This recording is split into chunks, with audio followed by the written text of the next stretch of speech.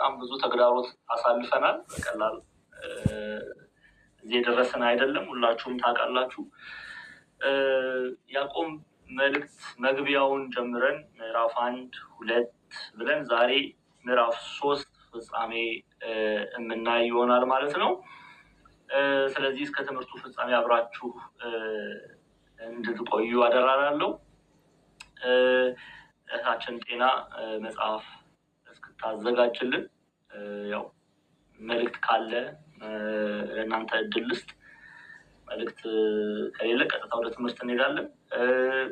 አገልጋዮች ሲመጡ አሳውቃችኋለሁ እና በፈቃድ ማለት ነው።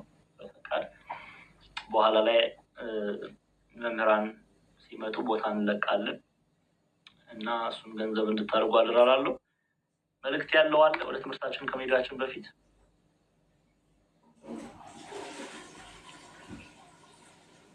ቪዲዮ ክፈቱ ስትል የነበረችው እሷ ራሷ ቪዲዮን አጥፍታ ጉብ ብላለች። አንዲ መልካም። እሺ፣ ያዕቆብ መልእክት ምዕራፍ 3 ከቁጥር 11 ላይ ነው ባለፈው ያዕቆብ ነው። ቁጥር 11 እስከ ፍጻሜ ያለውን ዛሬ እናያለን ማለት ነው። ቁጥር 18 ያለውን እንመለከታለን። ምጽፉ ፕሊስ እየጻፋችሁ ማስታወሻ ያዙ። አይ ቲንክ እህታችን ትዕግስት ባልሳሳት እሷ ዩቲዩብ ላይ እያስቀመጠችላችሁ ነው። አይ ቲንክ 2-3 ቦታ ዩቲዩብ ላይ አለ። ያው ሀኒን አናግሯት። ትምህርቱ ያመለጣችሁ ዛሬ ምናልባት አዲስ የሆናችሁ ምዕራፍ 1 መግቢያውን አልተማራችሁ፣ ምዕራፍ 1-2 ያመለጣችሁ፣ ምዕራፍ 3ም ግማሽ ድረስ ያመለጣችሁ አለ። ትምህርቱ ቴሌግራም ላይ ታገኛላችሁ፣ ዩቲዩብ ላይ ታገኛላችሁ። ዩቲዩብ ላይ እየለቀቁት ነው። ብዙ ቦታ ማን ይልቀቅ የሚለውን አላውቅም። አይ ቲንክ ግን አፕሪሺየት አደርጋለሁ። ልቀቁት። 2 ልጆች ቴሌግራም ግሩፕ ላይ እየለቀቁ ነው። ሊንኩ ደግሞ የኔ ባዮ ስራ አለ፣ የቲክታክ ባዮ ስራ አለ። እዛ ላይ እየገባችሁ ወደ ቴሌግራም ይወስዳችኋል። እየገባችሁ ተቀላቀሉ እና ሊንኩን እየተጫናችሁ ዩቱባቸውን እነሱንም ማበረታታት ነው። እኛም ደግሞ ትምህርቱን እንማራለን ማለት ነው። ምንድነው ዩቱብ? ምንድነው ስሙ? አንድ የሴና ነው፣ የሴና ዩቱብ ነው። አንድ ደግሞ መቅዲ የምትባል እህታችን ናት የምትለቀው እና በስማቸው ነው የሁለቱ። እሺ፣ እንግዲህ ሀኒ የተናገረችውን ሰምታችኋል። እዛ በመሄድ ያመለጣችሁን ክፍል መማር ትችላላችሁ። ትምህርቱን የሚፈልግ በእውነት ሁሉ ነገር ተዘጋጅቶ ተቀምጧል። የእኛ ስንፍና ካልሆነ በስተቀር ሄዶ የሚፈልገውን ምዕራፍ ከሚፈልገው ቨርስ እና ቻፕተር መውሰድ ይችላል እና ያን እንድታደርጉ አደራላለሁ። እሺ፣ ሌላ መልእክት ከሌለ ቀጥታ ወደ ትምህርታችን እንሄዳለን። እስከ ትምህርቱ ፍጻሜ ድረስ አብራችሁን እንድትቆዩ አደራ እንላለን። እስቲ ጠጋ አድርጊው ጤናዬ፣ ትንሽ። እሺ፣ ቁጥር 11 ላይ ነው ያቆምነው። ያዕቆብ መልእክት ምዕራፍ 3 ቁጥር 11 ላይ ነው ያቆምነው። ገጸ ንባቡን እናነበዋለን። ቁጥር 11 እና 12 አንድ ላይ አድርገን እንመለከታለን። እንግዲህ አስቀድመን ያዕቆብ ከአንድ አፍ በረከት፣ እግዚአብሔርን ማምለክ፣ እግዚአብሔርን ማመስገን፣ አንድም ደግሞ በእግዚአብሔር አምሳል የተፈጠሩ ሰዎችን መርገም፣ መሳደብ ተገቢ እንዳልሆነ የተናገረበትን ክፍል ነበር ስናይ የነበረው። ቁጥር 10 ላይ አንዴ ነው ሊንከፍ በይና ቁጥር 10 ላይ ስትመለከቱ ከአንድ አፍ በረከት፣ መርገም ይወጣሉ። ወንድሞች ሆይ ይህ እንዲህ ሊሆን አይገባም ብሎ ነው ያቆምነው አይደለ? ተሳስተናል። ትክክል ነን አይደል? እዚህ ጋር ነው ያቆምነው። ዛሬ አስታርት ላይ ነው የምንገኘው። ቆይ ተማሪዎች ያዕቆብ መልእክት ተማሪዎች ይጻፉ እስቲ ኮመንት ላይ የት ነው ያቆምነው? ምን ላይ ነው ያቆምነው? እንደዛ ሰካራም ሰውዬ መድረክ ላይ ነው የቆሙት መምህር እንዳለው እንደዛ እንዳትሉኝ እንጂ የት ነው የቆመው? ቲክቶክ ላይ ነው። መልካም ገጸ ንባቡን ላንብበው ከዛ ወደ ትምህርቱ እንሄዳለን። እሺ ቁጥር 11 ላይ ነው ይልኝ ምንጭስ ከአንድ አፍ የሚጣፍጥንና የሚመርን ውሃ ያመነጫልን ይላል። በደንብ እየሰማችሁ አሁን እያንዳንዱን ምንጭ የተባለው ምንድን ነው? አፍ የተባለው ምንድን ነው? ያዕቆብ ምንጭ ብሎ ሲናገር ምንጭ ያለው ምንድን ነው? አፍ ያለው ምንድን ነው? የሚጣፍጥ ያለው ምንድን ነው? የሚመር ያለው ምንድን ነው? ማወቅ መረዳት ያስፈልጋል። ኦኬ እሺ ቁጥር 11 እና 12 አንድ ላይ አያይዤ ገጸ ንባቡን አነበዋለሁ። ምንጭስ ከአንድ አፍ እሺ ከከፍ አድርገን ደግሜ ላንብበው። ምንጭስ ከአንድ አፍ የሚጣፍጥንና የሚመርን ውሃ ያመነጫልን አለ።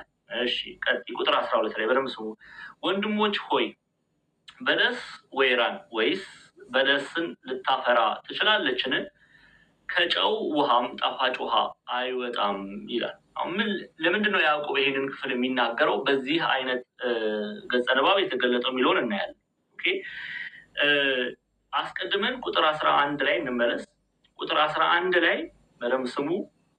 ምን አለ? ምንጭስ ከአንድ አፍ የሚጣፍጥንና የሚመርን ውሃ ያመነጫልን ይላል። ስለዚህ አሁን ምንጭ የተባለው ምንድን ነው የሚለውን እንመልከት። ምንጭ የተባለው ይላሉ አባቶቻችን ልብ ነው። ኦኬ ምንጭ የተባለ የሰው ልብ ነው ብለው ያስቀምጣሉ። በደንብ ስሙ። ምንጭ የተባለ የሰው ልብ ነው።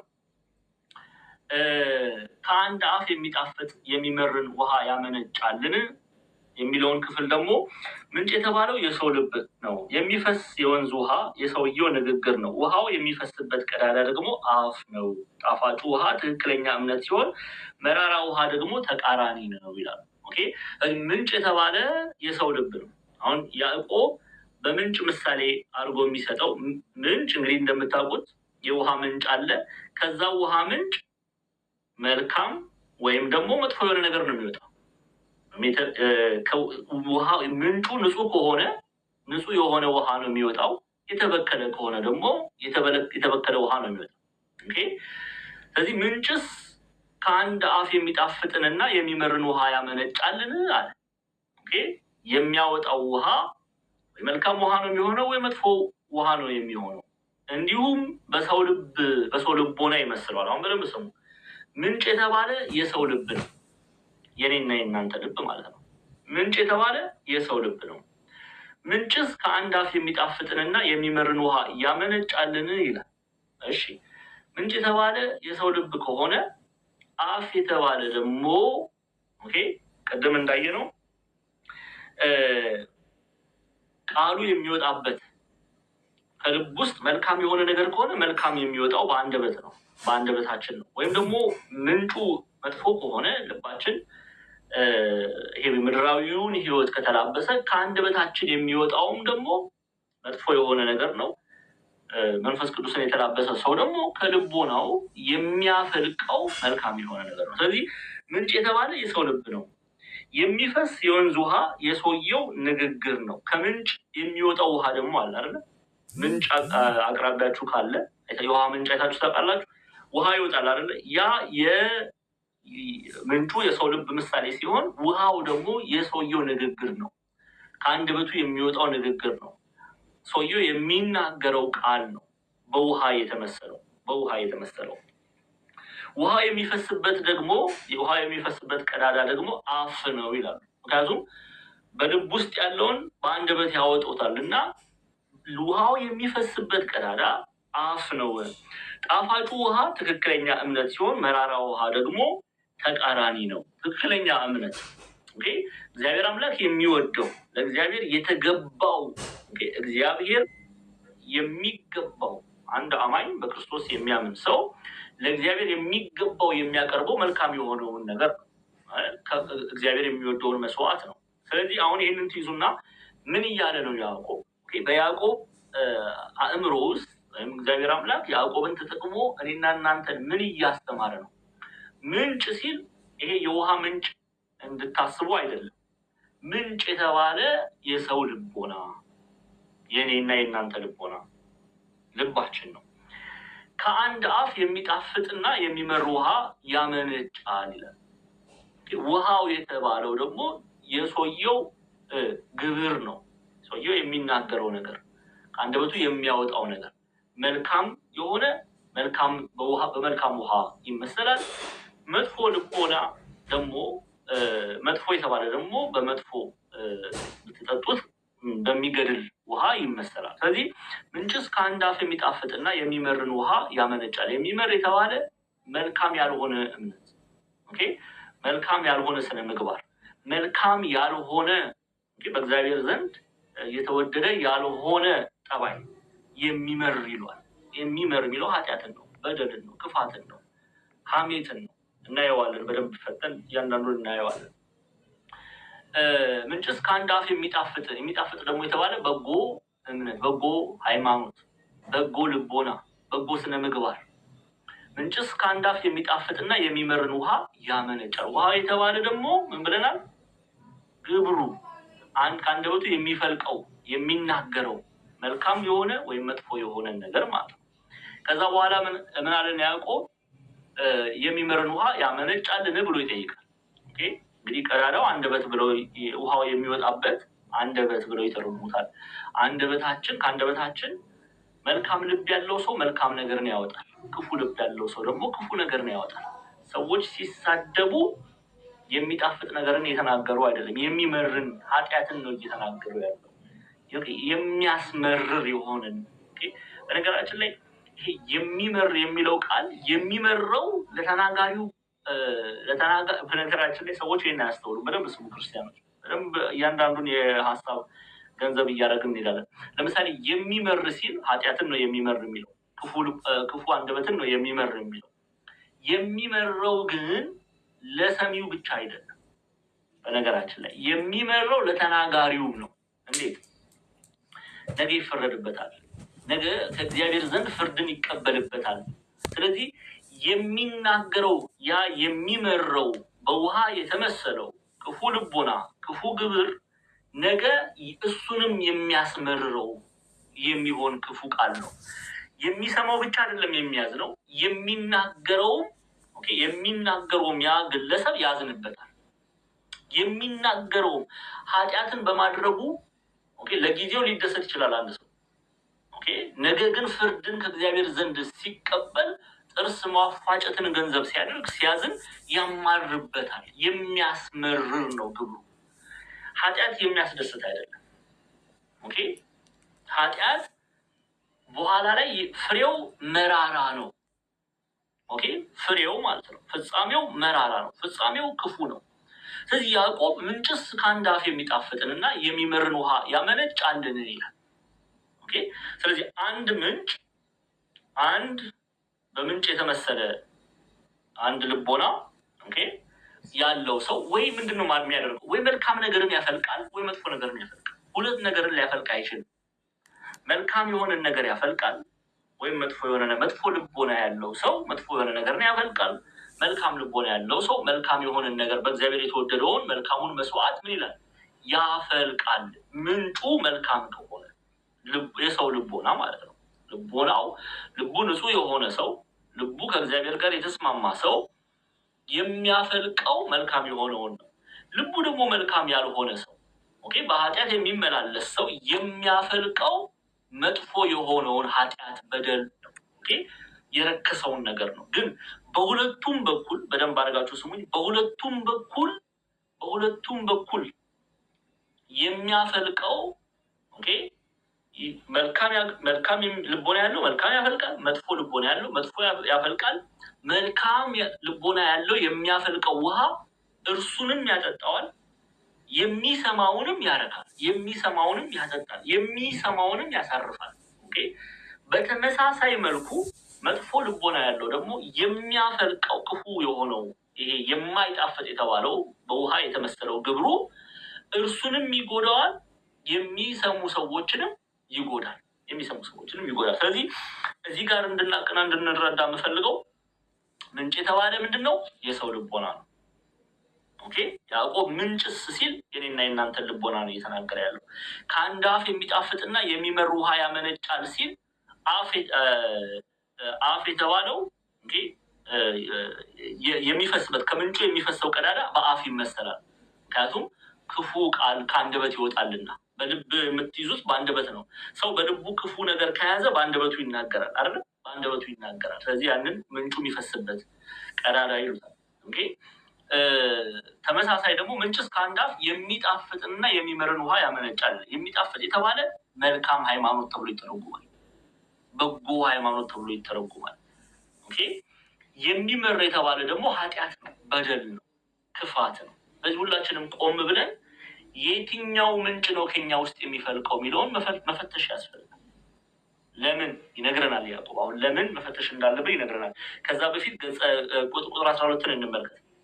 እዛው ላይ ወንድሞቼ ሆይ በለስ ወይራን ወይስ በለስን ልታፈራ ትችላለችን? ከጨው ውሃም ጣፋጭ ውሃ አይወጣም ብሎ አስቀመጠ። እንግዲህ ምን እያለ ነው? እያነጻጸረ ነው ያዕቆብ። አሁን በንጽጽር እየገለጸ ነው። ክፉ ልቦና ካለው ሰው ክፉ ነገር ነው የሚወጣው። የሰማችሁ ነው አይደል? ክፉ ልቦና ያለው ሰው፣ ልቡ ክፉ የሆነ ሰው ክፉ የሆነ ነው ከአንደበቱ የሚያወጣው የሚያፈልቀው። ኦኬ። ክፉ የሆነ ሰው፣ ለእግዚአብሔር የማይገዛ ሰው፣ ኦኬ፣ በእግዚአብሔርን የማይወድ ሰው፣ በእግዚአብሔር ቃል የማይመላለስ ሰው ከአንደበቱ ስድብ ነው የሚወጣው። ከአንደበቱ ርግማን ነው የሚወጣው። ከአንደበቱ ክፉ ነገርን ነው የሚወጣው። ኦኬ። በዚሁ መጠን ደግሞ መልካም ልቦና ያለው ሰው መልካም ነገርን ነው የሚያፈልቀው። እግዚአብሔርን የሚወድ ሰው፣ በእግዚአብሔር እውነት የሚመላለስ ሰው፣ እግዚአብሔርን የሚያከብር ሰው፣ እግዚአብሔርን በእውነት የሚወድ ሰው ምን አይነት ልቦና ምን አይነት ነገርን ነው የሚያፈልቀው? እሺ ወንድማችን ጠላድ መጥቷል። አንድ ሰው በፈቃድ በአንድ ሰው ፋንታ አስገባዋለሁ። እሺ። ስለዚህ የሚያፈልቀው መልካም የሆነ ነገር ነው ማለት ነው። መልካም የሆነ ነገር ነው። እኔ ታች የሆነ ነገር። እሺ።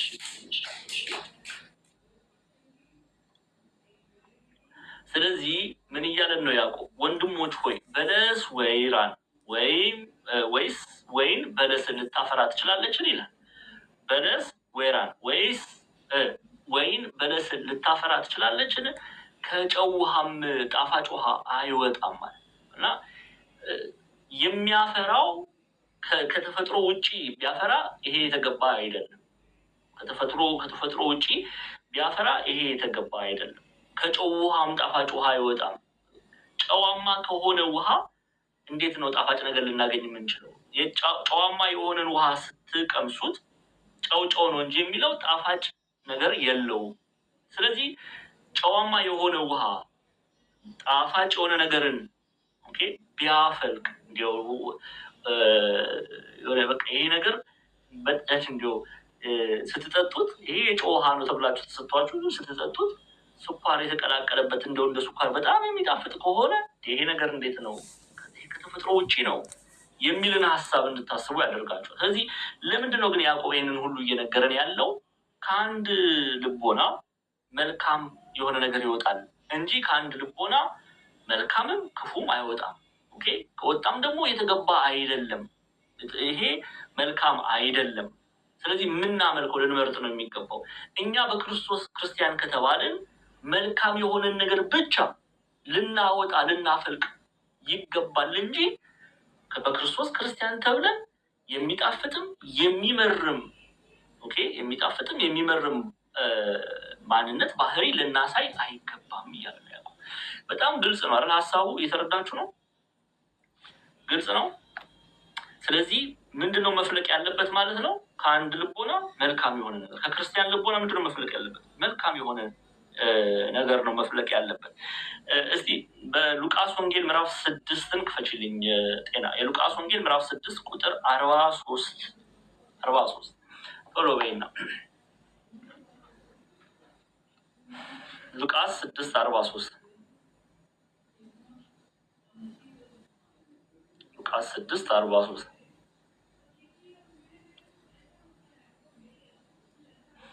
እሺ። ይኸው ክፉ ፍሬ የሚያደርግ መልካም ዛፍ የለምና እንዲሁም እሺ መልካም ፍሬ የሚያደርግ ክፉ ዛፍ የለምና። መልካም ዛፍ መልካም ፍሬ ነው የሚያወጣው። እንዲሁም ደግሞ ክፉ ዛፍ ምንድን ነው የሚያበቅለው? ክፉ የሆነን ነገር። ለምሳሌ እናንተ ከፍሬያቸው ታውቋቸዋላችሁ ይላል ጌታ። ፍሬ የተባለ ምግባር ነው፣ ሃይማኖት። ኦኬ። ስለዚህ በመልካም እምነት ላይ፣ በመልካም ሃይማኖት ላይ፣ በመልካም ስነ ምግባር ላይ፣ በእግዚአብሔር ቃል እውነት ላይ የታነጸ ሰው ሊያፈራ የሚገባው መልካም የሆነን ፍሬ ነው። መልካም የሆነን ፍሬ የማያፈራ ሰው ምን ይላል? ይቆረጣል። ወዴት ይጣላል? ወደ እሳት ይጣላል ማለት ነው። ይፈረድበታል። ጌታችን መድኃኒታችን ኢየሱስ ክርስቶስ በትንሣኤ ዘጉባኤ ፍርድን ይፈርድበታል። ኦኬ፣ ከእግዚአብሔር ይለያል ማለት ነው። ስለዚህ ክፉ ዛፍ ክፉ ፍሬ የሚያደርግ መልካም ዛፍ የለምና፣ ዛፉ መልካም ሆኖ ክፉ ፍሬ የሚያፈራ የለምና፣ እንዲሁም መልካም ፍሬ የሚያደርግ ክፉ ዛፍ የለም ይላል። በነገራችን ላይ በተመሳሳይ ማቴዎስ ወንጌል ላይ ምዕራፍ 12 እናየዋለን። ይህን ገጸ ንባብ የማቴዎስ ወንጌል ምዕራፍ 12 ቁጥር 33 ላይ አንድ ክፈችልኝ፣ ሁለቱንም እንመልከት። የማቴዎስ ወንጌል ምዕራፍ 12 ቁጥር 33 የማቴዎስ ወንጌል ምዕራፍ 12 ቁጥር 33 12 ቁጥር 33 ዛፍ ከፍሬዋ ትታወቃለችና ዛፏም መልካም ፍሬዋን መልካም አድርጉ፣ ወይም ዛፏ ክፉ ፍሬዋንም ክፉ አድርጉ ይላል። ከምኗ ትታወቃለች? ከፍሬዋ ትታወቃለች። ምንጩም አሁን ያዕቆብ እየነገረን ያለው ምንጩ መልካም ይሁን መጥፎ ይሁን ከሚፈሰው ውሃ ይታወቃል። አንድ ሰው አንደበቱን አውጥቶ ሲሳደብ ስትሰሙ ምንጩ ልቦናው መልካም አይደለም ማለት ነው። የሰው ልቦና የተባለው መልካም አይደለም፣ የዛ ሰው ልቦና መልካም አይደለም። መልካም ቢሆንማ በእግዚአብሔር ቃል እውነት የታነጸ ቢሆንማ ከመሳደብ ይልቅ ምን ያደርጋል? የሚመርቅ፣ የሚያስታርቅ፣ የሚያጽናና፣ የሚያረጋጋ አንደበትን ነው ገንዘብ የሚያደርገው። ምንጩ ግን መልካም ስላልሆነ ይህ ሰው ምን ያደርጋል? ይሳደባል። የሰማችሁ ነው። ዛፉም በዚሁ ምሳሌ ነው የምንመለከተው። ስለዚህ በያዕቆብ በምንጭ በውሃ የሚያስተምረን የሰውን ልቦናና ከሰው ልቦና የሚወጣውን መልካም ሃይማኖትና መጥፎ እውነተኛ ያልሆነን እምነት እንመለከታለን። ኢትዮጵያውያን ሊቃውንት በትርጓሜያችን ላይ በተለይም የያዕቆብ መልእክት ሲተረጉሙ ቁጥር 11 እና 12 ወንድሞቻችን በለስ ዘይትን ወይም በለስን ከቁጥር 11 ጀምሬ ላንብብላችሁ። ከአንድ ምንጭ ብለው ይጀምራሉ። ከአንድ ምንጭ ከአንድ ጉድጓድ ማይ መሪር ማይ ጥዑም ሊወጣ ይቻላልን ብለው ያስቀምጣሉ። ከአንድ ጉድጓድ መልካም የሆነን ወይም ደግሞ መጥፎ የሆነን ውሃ ማውጣት ይቻላልን? ሁለቱንም ማውጣት ይቻላልን እያሉ ነው። አይቻልም ነው መልሱ። ወይ መልካም ነገር ነው የሚወጣው ወይ መጥፎ ነገር ነው የወጣው። ለምሳሌ በገጠር መሬት ተቆፍሮ አይደለ የጉድጓድ ውሃ አይደለ በአብዛኛው በተለይ አሁን እንጃ የቧንቧ ውሃ እየገባ ነው እግዚአብሔር ይመስገን። ግን በድሮ እናቶቻችን አባቶቻችን በተለይ በገጠር ያሉ የጉድጓድ ውሃ ነው የሚጠቀሙ አይደለ? የጉድጓድ ውሃ ነው። ያ የጉድጓድ ውሃ ከተበከለ ከዛ ጉድጓድ ውሃ መልካም ንጹህ የሆነን ውሃ እናገኛለን? ይገኛል? ክርስቲያኖች መልሶ ይገኛል? ውሃው ከተበከለ መልካም የሆነ ንጹህ የሆነ ነገር እናገኛለን? ችግር እኮ ነው። እናንተ እኮ ገጠር የሚኖር የለም ማለት ነው። መልስ ቢሰጥም ጠፋ እኮ። ይገኛል ወይ? አይገኝም። መልካም የሆነ ነገርን አታገኙም። ውሃው ከተበከለ የተበከለ ነገር ነው የምታገኙ። ንጹህ ካልሆነ ንጹህ ያልሆነ ነገርን ነው የምታገኙ። ከጠጣችሁት ደግሞ ይጎዳል፣ ወደ ሞትም ይመራል። እንዲሁ መልካም የሆነ ጉድጓድ በደንብ ተጠበቀ ጉድጓድ መጥፎ ነገር እንዳይገባበት እንዳይበከል ተጠብቆ የቆየ ጉድጓድ ስታወጡት ውሃው ንጹህ ነው፣ አልተበከለማ። ስለዚህ ምን እያሉ ነው? ከአንድ ምንጭ ከአንድ ጉድጓድ ማይ መሪር ማይ ጥዑም ሊወጣ ይቻላልን?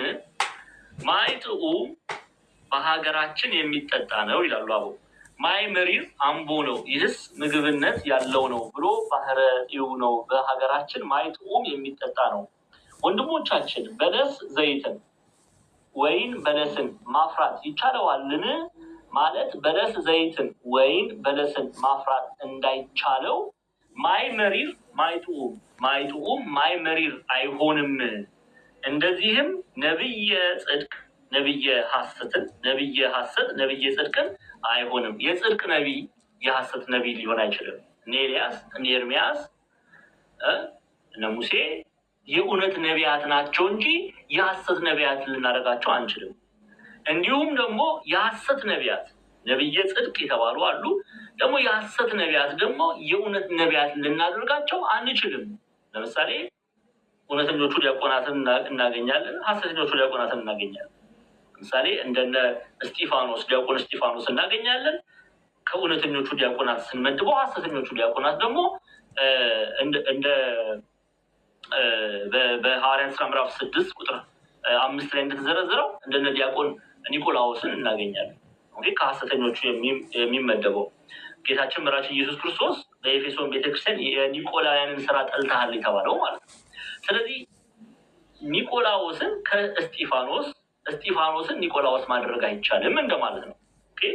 ለዛ ነው ነብየ ሐሰት ነብየ ጽድቅ አይሆንም ብለው አቦ የሚያስቀምጡ። ስለዚህ ከአንድ ልቦና ወይ መልካም ነገር ይወጣል ወይ መጥፎ ነገር ይወጣል። አሁን ቅድምም ተመልክተን ከኛ ልቦና ምንድነው መውጣት ያለበት? ክርስቲያን የተባለ ሰው በክርስቶስ ክርስቲያን የተባለ ሰው ክርስቶስን በእውነት በጽድቅ አመልካለሁ የሚል ሰው ጌታችን መድኃኒታችን ኢየሱስ ክርስቶስን አምናለሁ፣ አምላክነቱን፣ ቤዛነቱን፣ መሲህነቱን አምናለሁ፣ የእግዚአብሔር ልጅነቱን አምናለሁ፣ እግዚአብሔር መሆኑን አምናለሁ የሚል ሰው ከአባትነቱን አምናለሁ የሚል ሰው ማንን ነው መምሰል ያለበት? ምንድን ነው ማፍለቅ ያለበት? ልቦናው ማፍለቅ ያለበት ምንድን ነው የሚለውን ቆም ብለን እንድናስብ ነው ያዕቆብ በዚህ አይነት ገጸ ንባብ የተገለጸ እና ከኛ ልቦና መውጣት ያለበት መልካም የሆነን ነገር ነው። ለምንድን ነው ይህንን መነግራችሁ?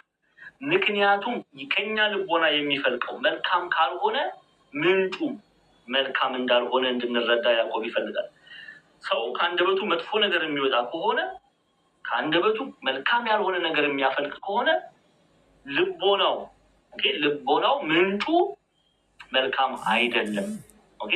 ስለዚህ ይሄንን እንድናቅ ነው ያዕቆብ በዚህ መልኩ የሚያስቀምጥልን። እሺ አንዴ ወደ ያዕቆብ መልእክት እንመለስ። ያዕቆብ መልእክት ተመለሽልኝ።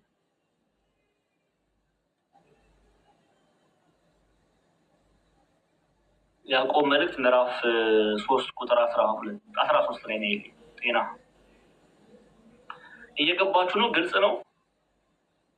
ሌላ ምሳሌ መስጠት ይችላል በደንብ እናንተ እንድትረዱ። ግን ግልጽ ነው ሀሳቡ? ደስ ላይ ያላችሁ መልሱልኝ። እሺ እንቀጥል። ቁጥር 13 ላይ ነው። 13 ጤና እሺ ከእናንተ ጥበበኛና አስተዋይ ማን ነው? በመልካም አኗዋሩ ስራውን በጥበብ የዋህነት ያሳያል። አሁን እስቲ ጥበብ እኔና ለእናንተ ምንድን ነው? ጥበብ በእግዚአብሔር የተወደደው ጥበብ። አንዳንድ ሰዎች ጥበብ የሚለውን ሀሳብ ምንድን ነው የሚያደርጉት? የጥበብ መልኳ ሁላችሁንም ማለት አይደለም፣ ግን ለአንዳንድ ሰው የጥበብ መልኳ በምድራዊ እውቀት መበረታት የሚመስላቸው ብዙ ሰዎች አሉ። በቃ ትምህርት ቤት ሄዶ ተምሮ ዲግሪ መያዝ፣ ዶክትሬት መያዝ፣ ማስተርስ መያዝ፣ እነዚህ ነገሮች ጥበብ ናቸው፣ በቃ የጥበብ ጥግ ናቸው ብሎ የሚያስቡ ሰዎች አሉ። ጥበብ ግን ክርስቲያኖች መንፈሳዊው ጥበብ በእግዚአብሔር የተወደደው ጥበብ ምን እግዚአብሔርን መፍራት። ጥበበኛ ሰው የምንለው እግዚአብሔርን የሚፈራ ሰው ነው። እግዚአብሔርን የሚፈራ ሰው ጥበበኛ ሰው ብለን እንጠራዋለን። ምን ማለት ነው? እስቲ መጽሐፍ ቅዱስ ምን ይለናል? በዚህ በመጽሐፈ ምሳሌ ጠቢቡ ሰለሞን እንግዲህ ከጠቢቡ ሰለሞን በላይ ስለ ጥበብ ማን ይናገር? ጥበብን እግዚአብሔርን ለምኖ የጥበብ ጌታዋ ከሆነው ከእግዚአብሔር ዘንድ ጥበብን የተቀበለ ነው ጠቢቡ ሰለሞን። ምን ብሎ ይመክረናል? በደንብ ስሙ። መጽሐፈ ምሳሌ ምዕራፍ 1 ቁጥር 7 ክፈችልኝ። ጤና ቶሎ እሺ። እንዲህ ብለን የጥበብ መጀመሪያ ጤና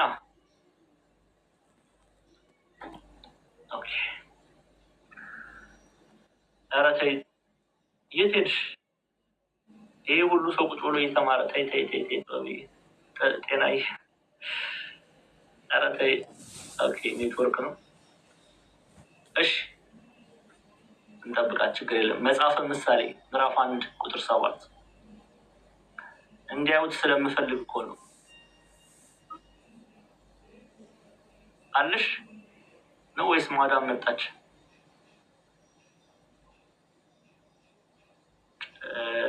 ራስ ወረደች። እሺ እስቲ እሺ ተመለሽ። ታብታብ አድርጉ እንግዲህ ምን እናድርግ? ታብታብ አድርጉሽ። ነይ እሺ፣ ነይ ግቢ፣ ነይ ግቢ። ጤናዬ ነይ።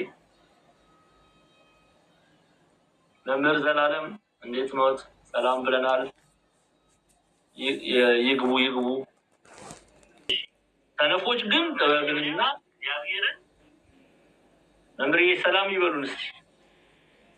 በጣም መምህር ዘላለም ማክሰኞ ሰነፎች ግን ጥበብንና ተግዛዝን ይንቃሉ ይላል። ይህን የሚናገረው ጠቢቡ ሰለሞን ነው። እንግዲህ ያዕቆብ አስቀድሞ ምን ብሎናል? ጥበብ፣ መንፈሳዊው ጥበብ፣ በእግዚአብሔር የተወደደው ጥበብ ከእናንተ መካከል ከእናንተ ጥበበኛ አስተዋይ ማን ነው? በመልካም አኗዋሩ ስራውን በጥበብ የዋህነት ያሳያል።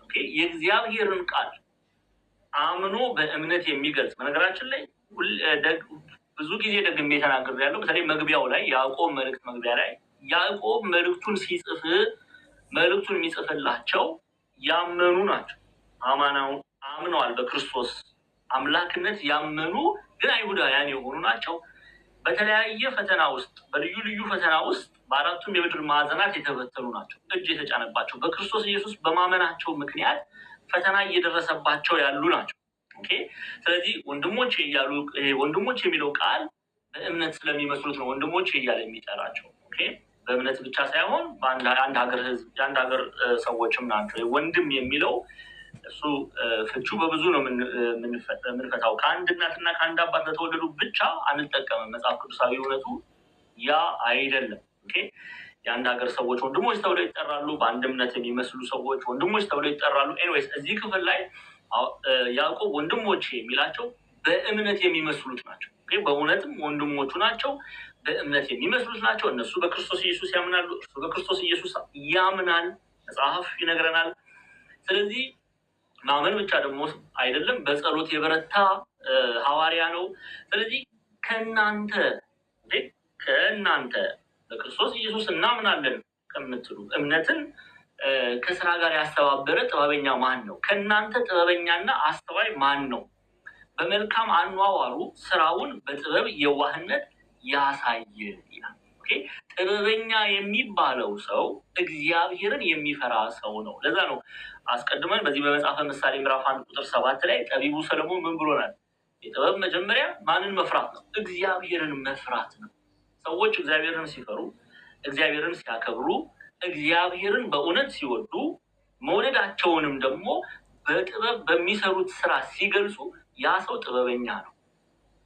አስተዋይ ሰው ነው የሚባል እውነተኛዋ ጥበብ ይችላል። መንፈሳዊው ጥበብ፣ እውነተኛዋ ጥበብ፣ በእግዚአብሔር የተወደደው ጥበብ ይችላል እንጂ እግዚአብሔር የሌለበት ዶክትሬት፣ እግዚአብሔር የሌለበት ማስተርስ ዲግሪ፣ እግዚአብሔር የሌለበት ባችለር ዲግሪ፣ እግዚአብሔር የሌለበት አሶሺየት ዲግሪ፣ እግዚአብሔር የሌለበት የሃይስኩል ዲግሪ፣ እግዚአብሔር የሌለበት የሚድል ስኩልም ይመረቃሉ ዘንድሮ። ያ ሁሉ እግዚአብሔር የሌለበት ከሆነ ጥበብ የለም። ጥበብ ራሱ እግዚአብሔር ነው። ጥበብ ራሱ እግዚአብሔር ብርሃን ነውና፣ እግዚአብሔር ሰላም ነውና፣ እግዚአብሔር ጥበብ ነው። እርሱ የጥበብ ምንጭ ነው። ስለዚህ እግዚአብሔር የሌለበት ማንኛውም ነገር ጥበብ የተሞላበት ብለን ልንናገር አንደፍርም። ዛሬ ላይ በጣም ብዙ ሳይንቲስቶች አሉ እግዚአብሔርን የማያውቁ ጥበበኞች ናቸው ብላ ዓለም ያጨበጨበችላቸው። በፊዚክሱ ብትሉ፣ በኬሚስትሪው ብትሉ፣ በሳይንስ ላይ በማቴማቲክስ በቃ ከሌ እኮ ጥበበኛ ነው ብላ ዓለም የምታጨበጭብላቸው። በመንፈሳዊ መነጽር ግን እነዛ ሰዎች ለመንፈሳዊ ሰው ጥበበኞች አይደሉም። ለምን? የጥበብ የተባለ እግዚአብሔር በእነርሱ ውስጥ የለምና። መንፈሳዊው ጥበብ በእግዚአብሔር የተወደደው ጥበብ እግዚአብሔርን መፍራት ነው። ስለ ሌሎቹ ጥበቦች አያስፈልጉም ወይም ደግሞ ይሄ ምድራዊ እውቀት አያስፈልግም እያልን አይደለም። እግዚአብሔር የሌለበት ምድራዊ ጥበብ ግን ጥበብ አይደለም፣ ስንፍና እንጂ። እግዚአብሔር የሌለበት ምድራዊ እውቀት አይደለም፣ ኦኬ፣ ስንፍና እንጂ። ስለዚህ ይህንን እንድናቅ ነው የጥበብ መጀመሪያ ያለ ጠቢቡ ሰለሞን። ኦኬ፣ እግዚአብሔርን ምን ማለት ነው? መፍራት። ስለዚህ ጥበብን የሚሻ ሰው ምንድን ነው የሚያደርገው? እግዚአብሔርን ይፈራል፣ እግዚአብሔርን ያከብራል። በህይወቱ ደግሞ እግዚአብሔርን እንደሚወድ ገልጦ ያሳያል። አሁን የተቸገርነው እዚህ ጋር ነው። ዲያቆን ዛማኑኤልም ቢሆን እታችን ጤናም ቢሆን ሁላችንም የተቸገርነው እዚህ ጋር ገልጠን ማሳየት፣ ጥበብን ገልጠን ማሳየት፣ ክርስቶስ በእኛ ውስጥ እንዲታይ ማድረግ። ያ ነው ጥበብ፣ ያ ነው መልካም አኗኗር የተባለው ክርስቲያኖች። ኦኬ፣ ያ ነው መልካም አኗኗር የተባለው። ጥበበኛ የሚባል ሰው ምንጭ ከተባለ የሰው ልቦና ከዛ ምንጭ ከተባለ ደግሞ የሚፈልቀው ውሃ አለ አይደለ? የሚናገረው የአንደበቱ ቃል ህይወቱ ማለት ነው። ያንን አስተባብሮ የያዘ ሰው ከመልካም ልቦና መልካም ምንጭ የሚፈስ ከመልካም ልቦና መልካም ውሃ የሚፈስ የሚጣፍጥ ውሃ የሚፈስ ከሆነ እውነትም የዛ ሰው አኗኗሩ ጥበብ ነው፣ በጥበብ የተሞላ ነው፣ ጥበበኛ ነው ልንል እንችላለን። እስቲ መጽሐፈ ምሳሌ አንዴ እዛው ምዕራፍ 9 ቁጥር 10 ላይ ነው። ምዕራፍ 9 ቁጥር 10 ላይ ምዕራፍ 9 ቁጥር 10 ላይ 9:10 ላይ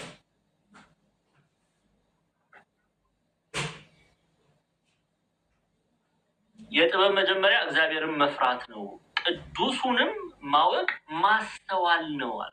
ተመልከቱ፣ የጥበብ መጀመሪያ እግዚአብሔርን ምን ማለት ነው? መፍራት ነው ብቻ ብሎ ደግሞ አይደለም ያቆመው። ቅዱሱንም ማወቅ ማስተዋል ነው። ቅዱስ የተባለን ነገር ማወቅ፣ ቅዱስ የተባለን እግዚአብሔር ማወቅ። ኦኬ፣ ባወቅነው እግዚአብሔርን ባወቅነው መጠን ነው እግዚአብሔር በሚገባው ለእግዚአብሔር በተገባው መንገድ ደግሞ ማመላለስ። ይሄ ምን ማለት ነው? ማስተዋል ነው። አስተዋይ የሚባል ሰው ይሄ ነው። ጥበበኛ የሚባል ሰው ይሄ ነው። ይህ ሐዋርያት ጥበበኞች ናቸው። ነቢያት ጥበበኞች ናቸው። ጻድቃን፣ ሰማዕታት፣ ቅዱሳን ጥበበኞች ናቸው። ለእኔና ለእናንተ የጥበብን መንገድ የሚያስተምሩ እነሱ በእውነት ጥበበኞች ናቸው። ዛሬ ላይ ሰዎች ያጉረመርማሉ አይደል? የቅዱሳንን ታሪክ በተለይ የኢትዮጵያ ኦርቶዶክስ ተዋሕዶ ቤተክርስቲያን ስንክሳራቸውን፣ ገድላቸውን፣ ታምራታቸውን ጥበበኛ የተባሉ ጥበብን ገንዘብ ያደረጉ ኦኬ፣ የእነሱን ህይወት ቤተክርስቲያን ለልጆቿ ስታስተምር አንዳንድ ሰው ያጉረመርማል። ይገርማቸዋል። ይህም ያጉረመርመው ሰው ጥበብን ፍለጋ እግዚአብሔርን የማያምነው ሰው የጻፈውን ኬሚስትሪ መጽሐፍ ያነባል።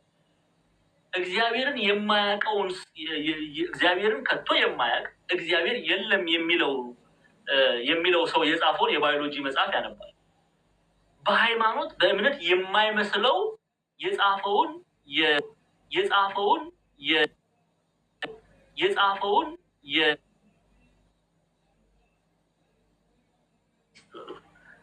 ከዛ ደግሞ ዶክትሬት ደግሞ መቀጠል ከፈለገ ሌላ 3-4 ዓመት 20 ዓመት ሙሉ እግዚአብሔርን የማያምኑ ሰዎች የጻፉትን የባዮሎጂ የኬሚስትሪ አብዛኞቹ እግዚአብሔርን የማያምኑ ናቸው። እነሱ የጻፉትን መጽሐፍ እያነበበ ምድራዊ ጥበብን ለማግኘት ሲደክም ታያላችሁ። ቤተክርስቲያን ደግሞ መንፈሳዊ ጥበብ የሚገኘው ከቅዱሳን ነው። ቅዱሳን ክርስቶስን መስለው ተመላልሰዋል እና የህይወታቸውን የገድላቸውን ስንክሳራቸውን አድምጥ፣ መንፈሳዊ ጥበብ የሚበልጠውን ጥበብ ናና ተላበስ ስትሉት ያጉረመርማል። እናንተ ወንጌል ስላልገባችሁ ነው እንደዚህ ብላችሁ የምትናገሩት ይላል። ጉድ እኮ ነው ዘንድሮ፣ ጉድ ነው አይደለ? ጥበብ የሚገኘው ጠቢብ ከተባለው ሰው ነው። ጠቢብ የተባሉ ቅዱሳን ናቸው። ጥበበኛ የተባሉ እነሱ ናቸው። ክርስቶስን መስለው ተመላልሰዋል ነው። ቅዱስ ጳውሎስ እኮ ቤዚክሊ በአንደኛ ቆሮንቶስ ምዕራፍ 11 ቁጥር 1 ላይ እኔ ክርስቶስን እንደመሰልኩ እኔን ምሰሉ ሲል ኦኬ፣ ምን ማለት ነው? የቅዱስ ጳውሎስ ህይወት ክርስቶስን እንድንመለከት ይረዳናል ማለት ነው። ክርስቶስን እንድንመለከት በሰኞ ዕለት ነግራቸዋል። ቅዱስ ቀሌምንጦስ ዘሮም ምንድን ነው ያሉት? ቅዱሳንን ተከተሉ፣ ቅዱስነትን መሻት የምትፈልጉ ቅዱሳንን ተከተሉ። ቅዱሳንን የሚከተል ቅዱስ ይሆናል። ለምን? ህይወታቸው ወደ ቅድስና ነው የሚመራው። በጥበብ የተመላ ነው። በመንፈሳዊ ጥበብ የተመላ ነው ህይወታቸው። ለዛ ነው ቤተክርስቲያን በነገራችን ላይ ገድላቱን ብትሉ ታምራቱን ብትሉ እነዚህ ስንቅ የእምነት ማጎልበቻ ናቸው። በእምነት እኛ እንድንጠነክር ጥበብን እነሱ ክርስቶስን ገንዘብ እንዳደረጉ እኛም ክርስቶስን ገንዘብ እንድናደርግ እነሱ ጥበብን እንደተላበሱ እኛም ጥበብን እንድንላበስ ነው ቤተክርስቲያን የቅዱሳኑን ታሪክ የምትነግረን የምትዘክረው። እኛ ዝም ብለን ግን ችግሩ እኛ ከነሱ ከመማር ይልቅ ከበሮ መተን ዞር ብለን ነው የምንሄደው። በቃ አለቀ። ዛሬ ገብርኤል ነው፣ ዛሬ ሚካኤል ነው። በቃ እና ምን እናደርግ? ከህይወታቸው መማር አለብን። አይ እኛ ሌላ ነገር ነው እኛ ምን በቃ ዘምረን ምን ብለን ከዛ ህይወታችን የእነሱን መምሰል ዋናው የቤተክርስቲያን ዓላማው እኛ እነርሱን እንድንመስል ሲሆን እኛ ግን ያው በቃ ዘምረን ዞር ብለን ነው የምንሄደው። ይሄ የተገባ አይደለም። በነገራችን ላይ ለምንድን ነው የቅዱሳንን ገድላት ስታነቡ ማንበብ አይደለም በገድል ውስጥ እናንተ ለምሳሌ አባታችን ተክለ ሃይማኖት የተጋደሉትን መጋደል እኔ ለምንድን ነው ማልጋደለው እንድንል ነው ቤተክርስቲያን የእነሱን ህይወታቸውን ሰልፍ ለእኔና ለእናንተ የምትመግበን እነሱን እንድንመስል ማለት ነው። ኦኬ እና አርሴማን መልካም ነው ቅድስት አርሴማን መውደድ፣ ግን እኛ እርሷን እንድንመስል ነው ቤተክርስቲያን ስለ ቅድስት አርሴማ ገድል የምትነግረን። ሌላ እኮ ምንም እኮ አይደለም። ለምን? ቅድስት አርሴማ የመሰለችው ክርስቶስ ነውና። እየተረዳችሁ ነው? እስቲ እሺ አንዴ ጤናዬ ትንቢተ ዳንኤል ምዕራፍ 12 ቁጥር 3 ክፈችልኝ። ትንቢተ ዳንኤል ምዕራፍ 12 ቁጥር 3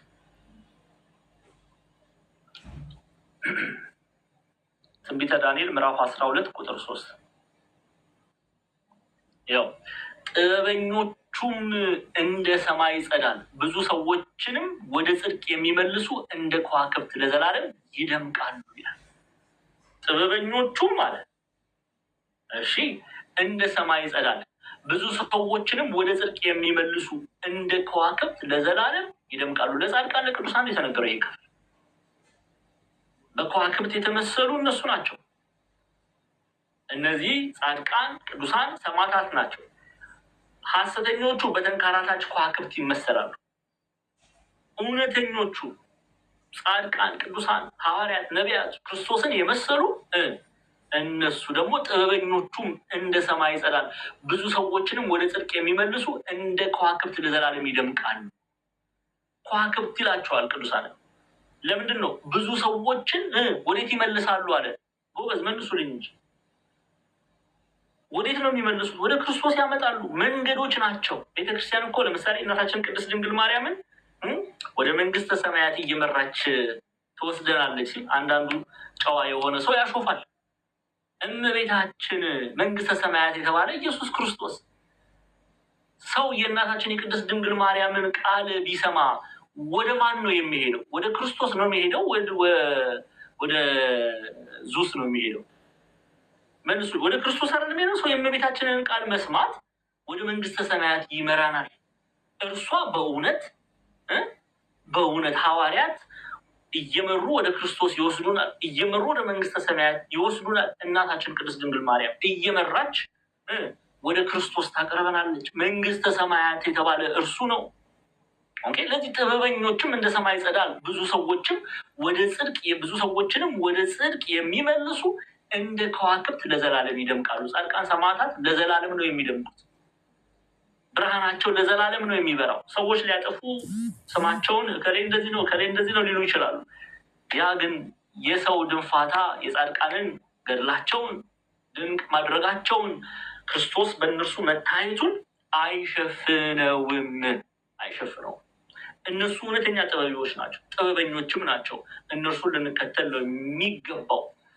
በሚያሳዝን ሁኔታ ግን ዘንድሮ ማን ነው ቅዱሳንን የሚከተል? ማን ነው የጳውሎስን ህይወት የሚከተል? ማን ነው የጴጥሮስን ህይወት የሚከተል? ማን ነው የቅዱስ ዮሐንስን ህይወት የሚከተል? ተመልከቱ፣ ትውልዱን ተመልከቱ። አርአያ የሚያደርገው እስቲ ልጆች በለጋ ዕድሜ ያሉ ልጆችን ጠጋ ብላችሁ ጠይቋቸው። ምን መሆን ትፈልጋላችሁ ስትሏቸው ምንድን ነው የሚለው? እኔ ሮናልዶ መሆን ነው የሚፈልገው ነው፣ ወይም እኔ ሜሲ መሆን ነው የሚፈልገው ነው፣ ወይም ምድራዊ ሰው ነው የሚጠራልን አይደለ? በምድራዊ ህይወት ላይ ዓለም ያጨበጨበችለትን ሰው ነው የሚጠራል። ዘፋኝ ሁሉ ሊጠራ ይችላል። እኔ ከሌ መሆን ፈልጋለሁ፣ እኔ እንደ ከሌ መስፈን ፈልጋለሁ። እንዲህ መሆናል ክርስቲያንን እንኳን ልጆች። ለዚህ ነው ቅዱስ ዮሐንስ አፈወርቅ በቅዱሳኑ ስም ስለመሰየም ይናገራል። ኔሚንግ ዩር ችልድረን፣ ልጆቻችሁን በሴንት በቅዱሳኑ ስም ሰይሙ ይላል። በቅዱሳኑ ለምሳሌ ልጆቻችሁን በቅዱስ ዮሐንስ ስም፣ ልጆቻችሁን በቅዱስ ጳውሎስ ስም፣ የልጆቻችሁን በነ ፌቨን በነ ልዲያ። ለምን ለሚለው ጥያቄ የክርስቲያን ሃውስሆልድ ልጆቻቸውን መሰየም ያለባቸው በቅዱሳኑ ስም ነው ይልና ለምን ቢል የቅዱሳኑ ታሪክ ወደ ልጆቻቸው ወደ ቤቱ ይገባል። ስለዚህ አሁን ለምሳሌ ወንድ ልጅ ካላቸው ለምሳሌ ጳውሎስ ብላችሁ ብትጠሩት ሐዋርያው ጳውሎስን ታስባላችሁ ማለት ነው። ኦኬ ታሪካቸው፣ ገድላቸው፣ ትምህርታቸው ወደዛ ቤት ወደዛ ድንኳን ይገባል። በልጆቹ ስም ጭምር ነው ብላችሁ በልጆቻችሁ እና ልጆች ስትሰይሙ በዚህ መልኩ ሰይሙ ይላል ቅዱስ ዮሐንስ አፈወርቅ። ለምሳሌ ልዲያ ብላችሁ ሴት ልጅ ያላችሁ ብትሰይሙ የልዲያን ታሪክ እንድታስቡ ያደርጋቸዋል። ስለዚህ ልጆቻችሁም እናንተም ልዲያን መሰላችሁ ለመመላለስ ትራመዳላችሁ ማለት ነው። ግን ያደረጉት ገድላቸው፣ ስንክሳራቸው ወደ ቤት ይገባል፣ ወደ እናንተ ቤት ይገባል፣ ወደ እኔ ቤት ይገባል፣ ወደ ሁላችን ቤት ይገባል። ስለዚህ ቅዱሳን ልጆቻችሁን ስትሰይሙ በቅዱሳን ልጆች በቅዱሳን በሐዋርያቱ ስም፣ በነቢያቱ ስም፣ በጻድቃን በሰማዕታቱ ስም ሰይሙ። ታሪካቸው አብሮ ይገባልና ወደ ድንኳናችሁ ማለት ነው። ስለዚህ ምን ለማለት ነው ይሄን የምናገረው? እኛ ክርስቲያኖች ልንማር ልንመስል የሚገባው ጻድቃን ሰማዕታት ነው። እነሱ ናቸው ጥበበኞች። እነሱ ናቸው አማናዊውን ጥበብ ገንዘብ ያደረጉ። እነሱ ናቸው ክርስቶስን የመሰሉ። እነሱን መምሰል ማትረፍ ነው። እነሱን መምሰል ማትረፍ ነው። ግን ሁላችን ቆም ብለን ልንጠይቅ ያስፈልጋል። ስንቶቻችን እነሱን ለመምሰል የእነሱን ቅዱሳን መጽሐፍት እናነባለን? አሁን መጽሐፍ ቅዱስ እንኳን ተመልከቱ፣ ማን ገብቶ ይከታተላል? እዚህ ቤት ነው እንጂ ሌላ ቦታ እንኳን እኔ አላየሁም። ጥናት ትምህርት ሲባል የለም። አንዳንዶች ትምህርት ብለው ይጀምሩና ያው ቢዝነስ ገንዘብ አድርገው የሚመጡ ሰዎች አላዋጣ ሲላቸው እጥፍ ብለው ወደ ሌላ የሚገቡ አሉ። ልቦና ይስጣቸው ለነሱ። የቅዱሳን አሁን ስለ ቅዱስ ያዕቆብ መማር ሊያጓጓን ነው የሚገባው። ልንፋጠን የሚገባው ጥበበኛውን ያዕቆብን ገንዘብ ለማድረግ ነው። አብዛኞቻችን ግን ከጥበብ ጋር ተጣልተናል። ጥበብን ገንዘብ ማድረግ አንፈልግም። ስለ ጥበበኞቹ መማር እንኳን አንፈልግም። ስለዚህ ለመንፈሳዊው ጥበብ ከእናንተ ጥበበኛ አስተዋይ ማን ነው? በመልካም አኗኗሩ ስራውን በጥበብ የዋህነት ያሳይ እያለ ቅዱስ ያዕቆብ የሚናገረው እውነተኛው መንፈሳዊው ጥበብ እግዚአብሔርን መፍራት እንደሆነ እናውቅ ዘንድ፣ ማወቅ ብቻ ሳይሆን ደግሞ በህይወታችን እንገልጥ ዘንድ ይመክረናል። ቁጥር 14 ላይ ነው ይልኝ ያዕቆብ ምዕራፍ 3 ቁጥር 14። አሁን ይሄ ጥበብ ከየት እንደሚገኝ ደግሞ ያስረዳናል ቅዱስ ያዕቆብ። ይሄ መንፈሳዊ ጥበብ፣ ይሄ በእግዚአብሔር የተወደደው ጥበብ ከየት ነው የሚገኝ? ቁጥር 14፣ 15፣ 16 ገጸ ንባቡን አንድ ላይ ላንብቡ። አንዴ ነገር ግን መራራ ቅናት፣ አድመኝነት በልባችሁ ቢኖርባችሁ አትመኩ፣ በእውነትም ላይ አትዋሹ ይላል። እሺ ከፍ አለ። ይህ ጥበብ ከላይ የሚወርድ አይደለም፣ ነገር ግን የምድር ነው፣ የስጋም ነው፣ የአጋንንትም ነው ይላል። ቀጥይ። ቅናት፣ አድመኝነት ይላል። ቅናትና አድመኛነት ባሉበት ስፍራ በዚያ ሁከትና ክፉ ስራ ሁሉ አሉና ይላል። አሁን ተመልከቱ፣ ቁጥር 14 ጀምረን ያየነው። ነገር ግን መራራ ቅናት፣ አድመኛነት በልባችሁ ቢኖርባችኋል። አሁን በልባችሁ ቢኖርባችሁ፣ እናንተ በልባችሁ ውስጥ ቅናት ቢኖር፣ አድመኛነት ቢኖር፣ መራራ የሆነ ቅናት፣ ክፉ የሆነ ቅናት ማለት ነው። አንዳንዱ ሰው ለምሳሌ በወንድሙ ቀንቶ አደጋ የሚጥል አለ። ይሄ መራራ ቅናት ይባላል። ክፉ የሆነ ቅናት ይባላል። ክፉ የሆነ ቅናት ነገር ግን መራራ ቅናትና አድመኛነት በልባችሁ ቢኖርባችሁ አትመኩ፣ በእውነት ላይም አትዋሹ ይላል። ይህንን እንመለከትና እንቀጥላለን። ምን ማለት ነው? ያዕቆብ ምን እያለ ነው የሚለውን እንመልከት። ከእናንተ ወገን ይላሉ አበው በእውቀት የተፈተነ ብልህ አዋቂ ማን ነው ይሉና ከቡነ ግብሩ የተነሳ ባለመቃወም በፈሊጥ ሆኖ ስራውን ይገልጽ ዘንድ ይላሉ። አንድም ይቀጥሉና የሚያሳዝን መቃናት፣ ጸብ፣ ክርክር በልቦናችሁ ካለባችሁ ወንጌላውያንን አትበሉ ብሎ ያስቀምጣሉ። ይህ ምን ማለት ነው? ወንጌላውያንን አትበሉ ይላሉ አባቶቻችን። አሁን እዚህ ጋር ቅዱስ ያዕቆብ ደግሜ አንድ ጊዜ ላንብበው። ነገር ግን መራራ ቅናት፣ አድመኝነት በልባችሁ ቢኖርባችሁ እሺ አትመኩ፣ በእውነት ላይም አትዋሹ ይላል። ቀጥ የአንድ ደቂቃ ከፋል ይቅርታ ጤና። ከዛ ይህ ጥበብ ከላይ የሚወርድ አይደለም፣ ነገር ግን የምድርም ነው የስጋም ነው የአጋንንትም ነው ካለ በኋላ ቀጠለና ደግሞ ያዕቆብ ደግሞ ቅናት፣ አድመኝነት ባሉበት ስፍራ በዚያ ሁከት ክፉ ስራ ሁሉ አሉና ይላል። ጠቅለል አድርገን ወንጌላውያንን አትበሉ፣ እንዲህ አይነት ማንነት ያለባችሁ ወንጌላውያንን አትበሉ ይላሉ ኢትዮጵያ። ምን ማለት ነው ወንጌላውያንን ሲል? የወንጌል እውነት በእኛ አለ አትበሉ፣ እውነት በእኛ አለ አትበሉ። ለምንድን ነው እንደዚህ ብለው የሚናገሩት? ቁጥር 14 ላይ ነው። ነገር ግን መራራ ቅናት፣ አድመኝነት በልባችሁ ቢኖርባችሁ አትመኩ፣ በእውነትም ላይ አትዋሹ። እውነተኛ አማኝ ነኝ አትበሉ፣ ወንጌላዊ ነኝ አትበሉ። ማለትም በወንጌል አምናለሁ አትበሉ፣ እግዚአብሔርን አውቃለሁ አትበሉ፣ እውነት የተባለ ክርስቶስን አውቃለሁ አትበሉ። ለምን? እግዚአብሔርን አታውቁትም። እግዚአብሔርን የሚያውቀው መራራ ቅናት፣ አድመኝነት በልቡ የለም። እግዚአብሔርን የሚያውቀው እግዚአብሔርን ማወቁ የሚገልጸው ምንድን ነው? ወንድሙን በመውደድ ነው። እስቲ እንመልከት አንዴ ወደ ቅዱስ ዮሐንስ መልእክት፣ አንደኛ ዮሐንስ መልእክትን ክፈችልኝ አንዴ። አንደኛ ዮሐንስ መልእክት ምዕራፍ 4 ቁጥር 20 እና 21 ላይ ነው። ምዕራፍ 4 ቁጥር 20 እና 21 አሁን እግዚአብሔርን አውቀዋለሁ። ኦኬ፣ መመካቱ በእግዚአብሔር ላይ የሆነ ሰው እንዴት ነው የሚገለጠው? ስሙ 20 እና 21 ላይ ነው መጨረሻው ምዕራፍ 4 ፍጻሜ። እሺ አይታይም። እሺ ኦኬ። ማንም እግዚአብሔርን እወዳለሁ ቴንክ ዩ ሃይላይት አድርጊ። ማንም እግዚአብሔርን እወዳለሁ እያለ ወንድሙን ቢጠላ ተመልከቱ። ማንም እግዚአብሔርን እወዳለሁ እያለ አስቀድሞ እግዚአብሔርን እወዳለሁ እያለ ነው። ኦኬ፣ በእግዚአብሔር አምናለሁ እግዚአብሔርን እወዳለሁ እያለ ነው ይሄ ሰው። በእግዚአብሔር ቃል እመላለሳለሁ አንደበቱ ነው የሚናገረው።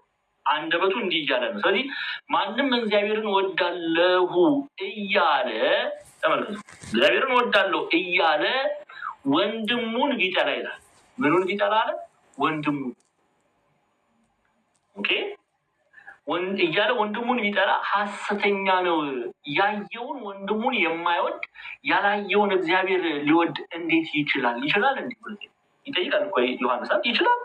አንድ ሰው በጥላቻ በክፉ ቅናት በአድመኝነት እየተመላለሰ ደግሞ እግዚአብሔርን እወዳለሁ ብሎ ቢናገር በግብሩ ግን እግዚአብሔርን መውደዱን ማይገልጽ ሰው እንዴት እግዚአብሔርን ሊወድ ይችላል?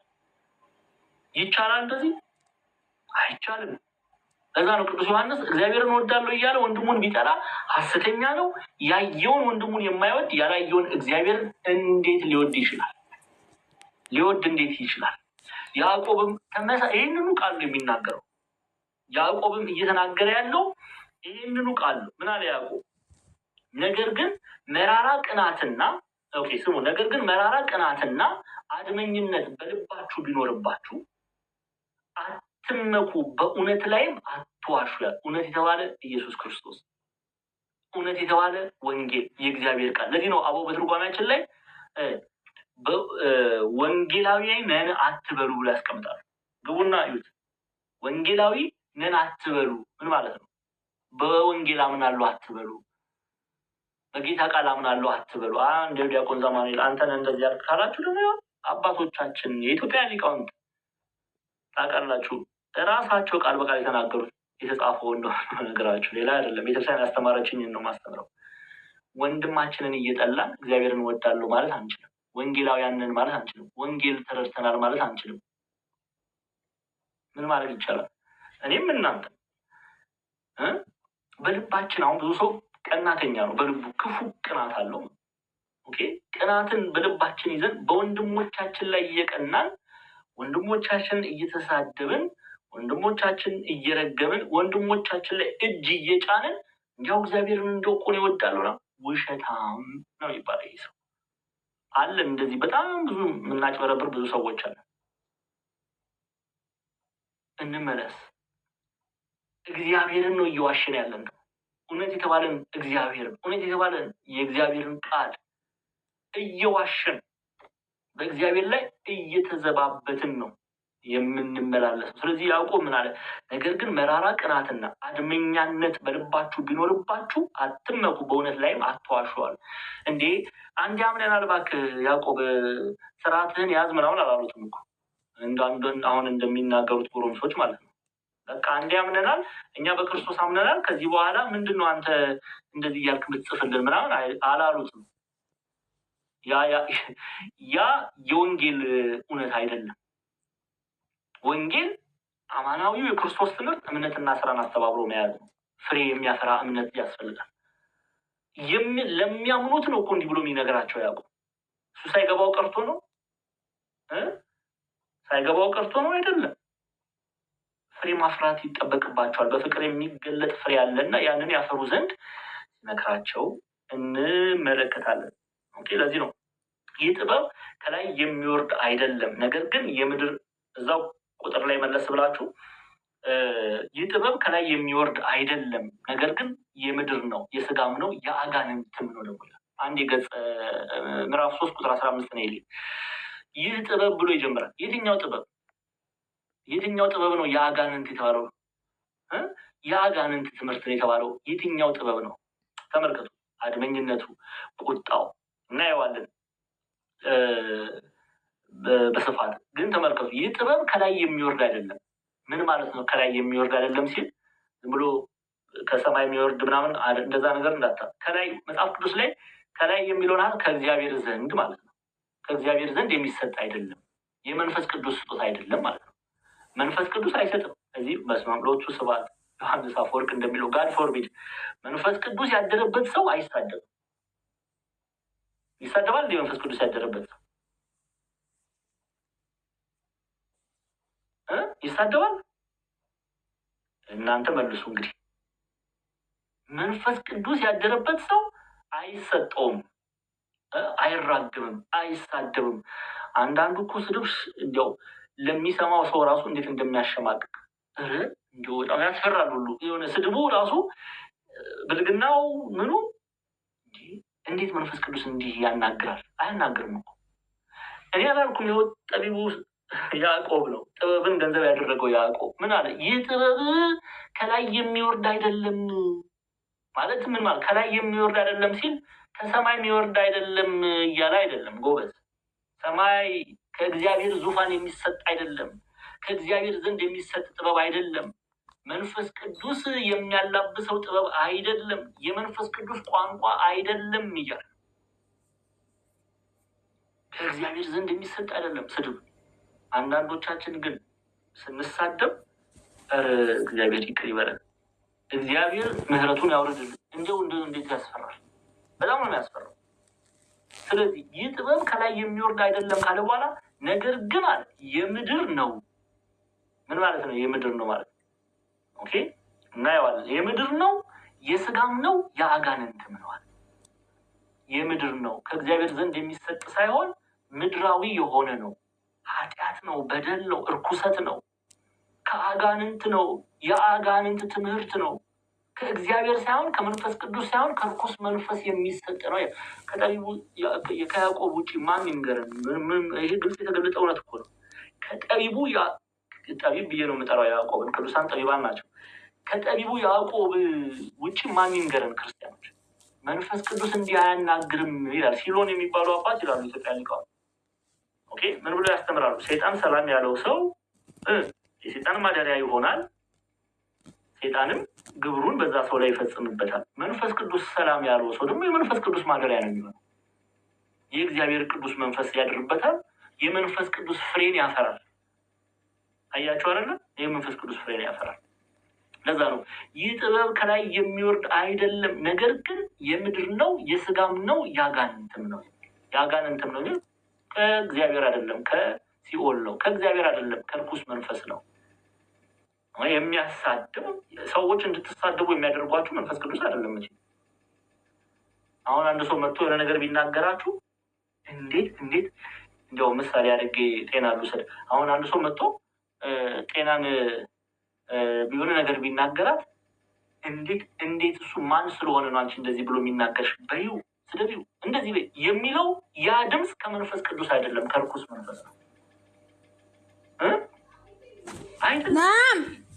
ስለዚህ ማን ሁሉ ፍጥረት ሁሉ ምሳሌ ያደርግ ዘንድ የተጠራው ክርስቶስን ነው። ይህ ልናቅ ያስፈልግ። ከሱ በላይ ማን አለ? ከእግዚአብሔር ዙፋን በላይ ሌላ ዙፋን አለ እንዴ? ኢሳያስ እኮ አይቷል አይደል? ከፍ ያለ ዙፋን ነው። ምክንያቱም በዙፋን በስልጣን ሊተካከለው የሚችል የለም። ስለዚህ እራሱን ምሳሌ አድርጎልናል። እርሱን ምሳሌ አድርገው የተመላለሱ እነሱ ጻድቃን ጠቢባን ይባላሉ። ስለዚህ እናምናለን ብለን ቅዱስ ያዕቆብ እንደተናገረው፣ ነገር ግን መራራ ቅናት፣ አድመኛነት በልባችሁ ቢኖርባችሁ አትመኩ፣ በእውነት ላይም አትዋሿል። አያችኋል? እግዚአብሔርን እናምናለን እያላችሁ የምትሳደቡ፣ እግዚአብሔርን እናምናለን እያላችሁ ኃጢአት የምትሰሩ፣ በኃጢአት ላይ ሌላ ኃጢአትን እየጨመርን ያለ ነው። እግዚአብሔርን እየዋሸን ነው ያለ ነው። በእግዚአብሔር ላይ እየተዘባበትን ነው ያለ ነው። እንዴት? ይኸው ነገር ግን መራራ ቅናት፣ አድመኝነት በልባችሁ ቢኖርባችሁ አለ። ኦኬ፣ አትመኩ፣ በእውነት ላይም አትዋሹ። በእግዚአብሔር አትመኩ። ክርስቲያን ነኝ ብላችሁ አትመኩ። አማኝ ነኝ ብላችሁ አትመኩ።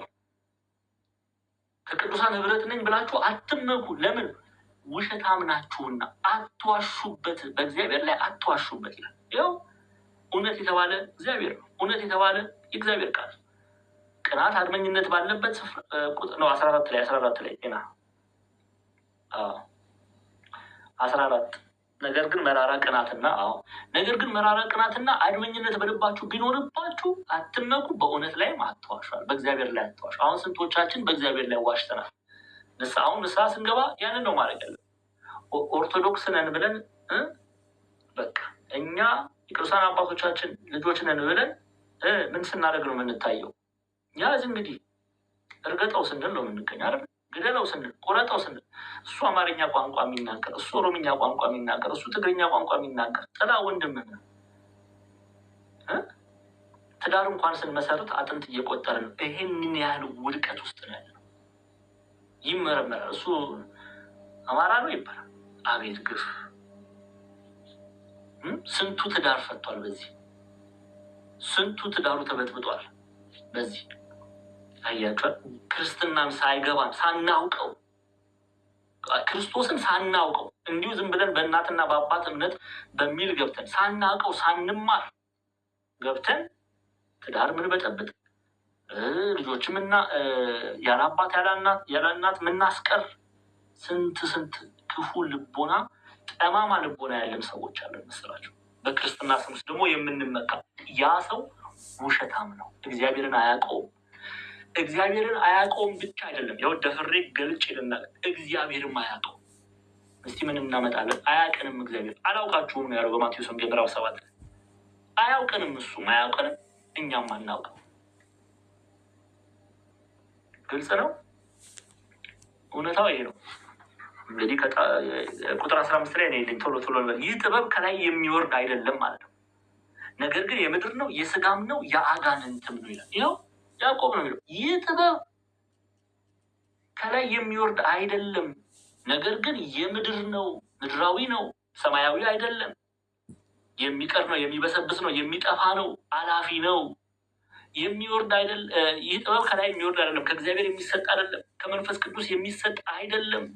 እሺ፣ ይህ ጥበብ ከላይ የሚወርድ አይደለም፣ ነገር ግን የምድር ነው፣ የስጋም ነው፣ የአጋንንትም ነው ይላል ቅዱስ ጳውሎስ ለገላትያ ቱርክ ማለት ነው፣ ሴንትራል ተርኪ ዛሬ ላይ ኤዥያ ማይነር ላለችዋ ቤተክርስቲያን በገላትያ መልእክቱ ምዕራፍ 5 ቁጥር 19 ላይ ይህንን ዘርዝሮ አስቀምጦልናል። ያዕቆብ አሁን የሚናገረውን ገላትያ ምዕራፍ 5 ላይ ተዘርዝሮ እናገኘዋለን። የመንፈስና የስጋ ፍሬ፣ መንፈስ የተባለ መንፈስ ቅዱስ ፍሬ፣ ስጋ የተባለ ደግሞ ይህ ምድራዊ የሆነ የአጋንንት የሆነው ፍሬ ምንድን ነው የሚለውን ቅዱስ ጳውሎስ በገላትያ መልእክቱ አስቀምጦልናል። አንዴ ጤና ገላትያ ምዕራፍ 5 ክፈችልን ሄደን ቶሎ በሉ እስቲ እንመልከት ቃል በቃል እና እየጨረስን ነው። ያዕቆብ ምዕራፍ 3 እያለቀ ነው። በርቱ።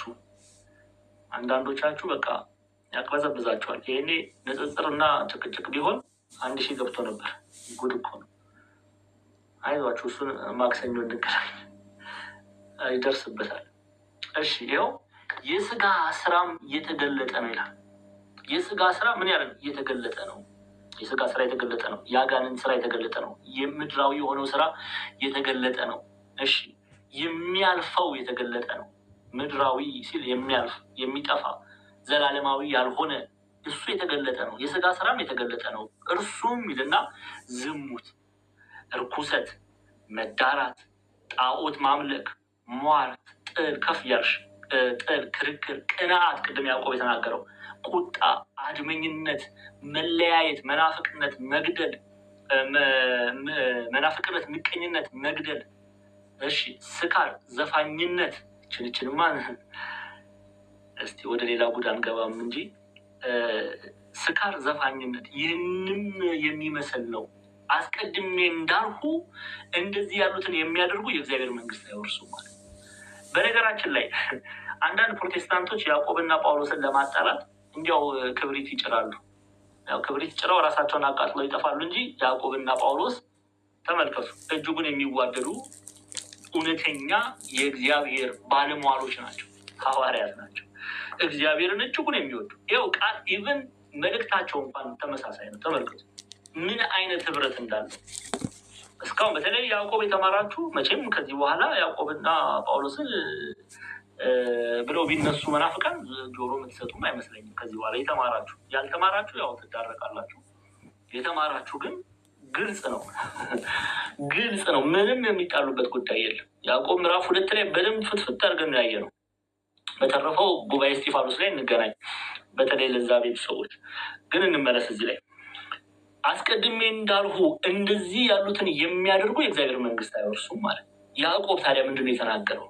ቅናት ቁጥር 15 ላይ ያዕቆብ መልእክት ምዕራፍ 3 ቁጥር 15 ላይ ይህ ጥበብ ከላይ የሚወርድ አይደለም፣ ነገር ግን የምድር ነው፣ የስጋም ነው፣ የአጋንንትም ነው። የስጋ ፍሬ ነው፣ የአጋንንት ፍሬ ነው፣ የእርኩስ መንፈስ ፍሬ ነው። እርኩስ መንፈስ ያደረበት ሰው እነዚህን ፍሬዎች ያፈራል።